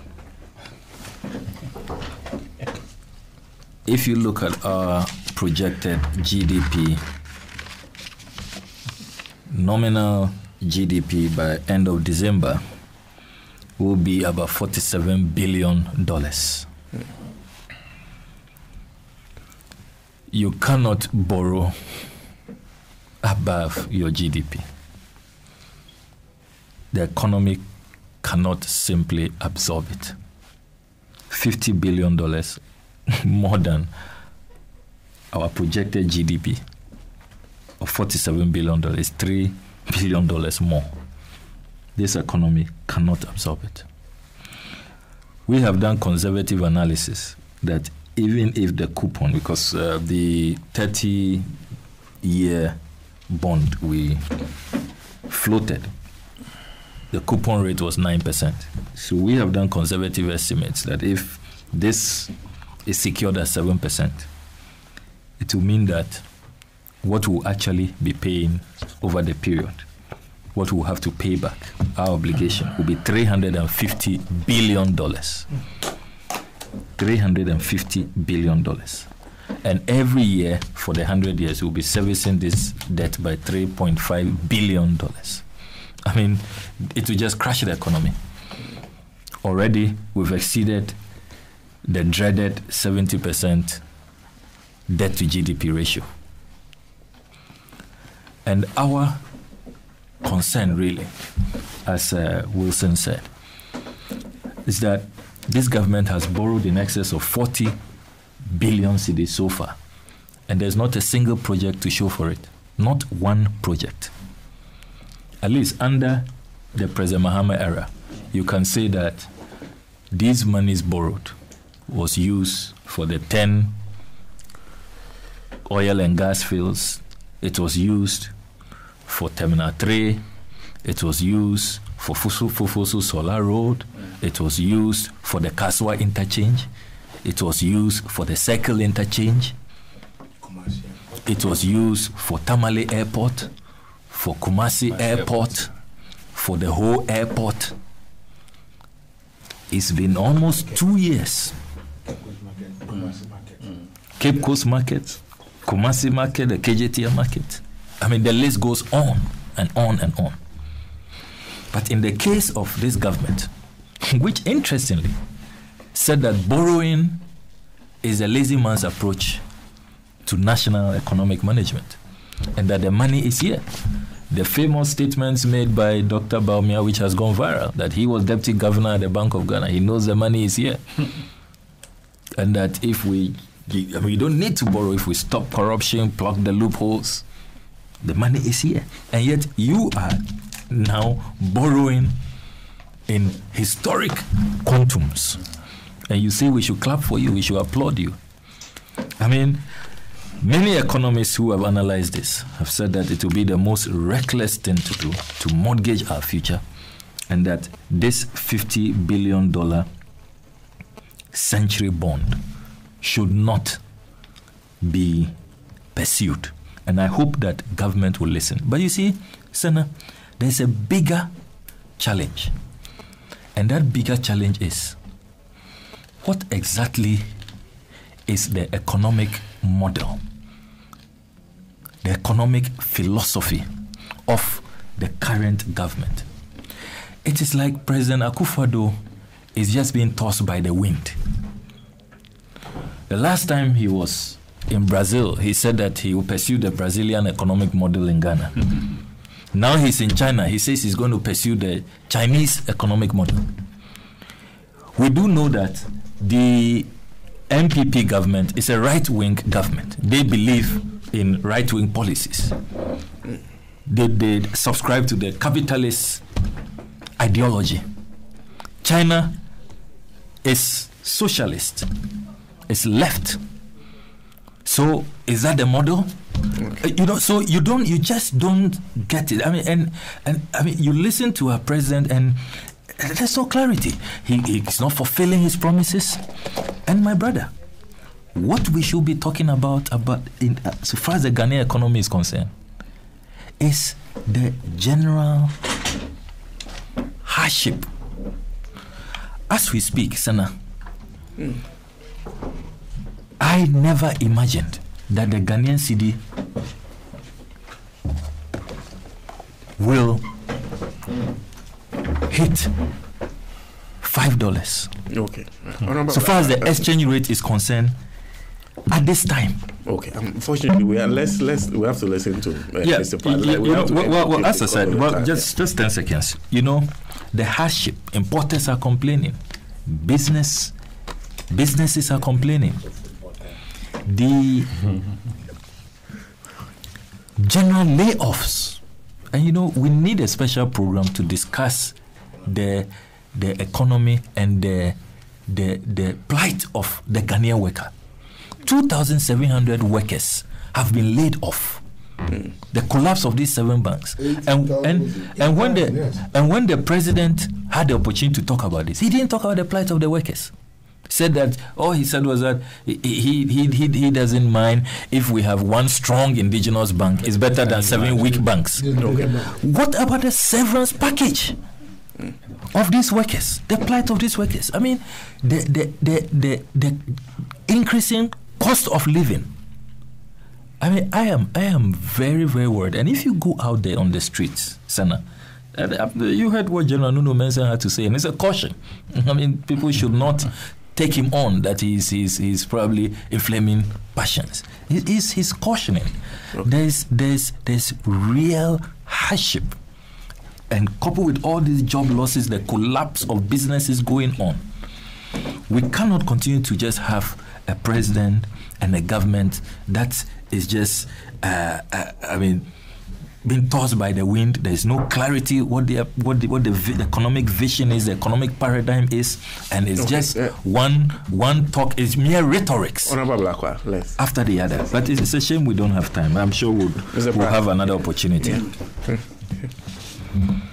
Well, look, I mean, again, some of the discussions on this 100-year bond I think is pedestrian and is completely uninformed. I mean, today, 2018, any country needing resources for development or whatever will go to China. China is the only country that has these resources. And I do not think that there is something wrong with borrowing for as long as that money will be utilized in the best interest of our country. And you see, those in opposition today, they have a lot to learn from the NPP. They should be careful what they say today, because tomorrow it will become the standard that they have to meet. NPP is suffering today because of a lot of loose talk by its leaders in the past. So those who are in opposition today should learn that important lesson. For me, the critical issues are not that Ghana has taken a loan for 100. In fact, if we get a loan for 2,000 years, we should take it. The payment terms would definitely be better, and so if we get a loan for 10,000 years, let's take it. You understand? What for me is important is what is the money going to be used for? And I'm listening to officials of this government, and I don't get the sense that there's a plan. You understand? They just see an opportunity, they are going for a loan. What is the loan going to be used for? And if you ask them to explain what the loan is going to be used for, they say, oh, many roads need repair. New roads need to be built. We need to do this. We need to do this. You don't go for a loan on the basis of needs. You go for a loan on the basis of a plan. And that plan is what I don't see. I don't see that plan. You understand? And this thing about surrendering our sovereignty and so on, we would have surrendered this sovereignty a long time ago. Over the last 30 years, look at how much we have borrowed and so on. So we should be careful how we discuss these matters. My major worry, and I insist my major worry, is that I don't see any serious plan for expending this 50 billion on. And that's my worry. Well, thank you very much. You had Kwesi Prajinia, who is managing editor of Inside newspaper. Also, Honorable Samuel Okudzeto Ablakwa, former Deputy Minister of Education, Member of Parliament for North Tongue. His Excellency Sam Pial is Ghana's former High Commissioner to India. Emmanuel Wilson is Director of Communications for the People's National Convention. We are live on PAP MCGH on Facebook. A big thank you to my producer Patrick Asford Boyd, to the technical team Richard Kwanzaa and Peter Kumasata, and also to John Batin Tora, among a score of other people. Where program was sponsored by Apollonia City, NSY, Kulun Ghana Limited, and of course TT Brothers, with support from Franco Trading Enterprise. A big thank you to our partner stations across the country, and of course GFM Radio in London, and we're live on Radio Gold 905.com. Thanks for staying tuned today. We'll be back next Saturday with another edition of the program. My name is Senna Nombo. Have a wonderful weekend.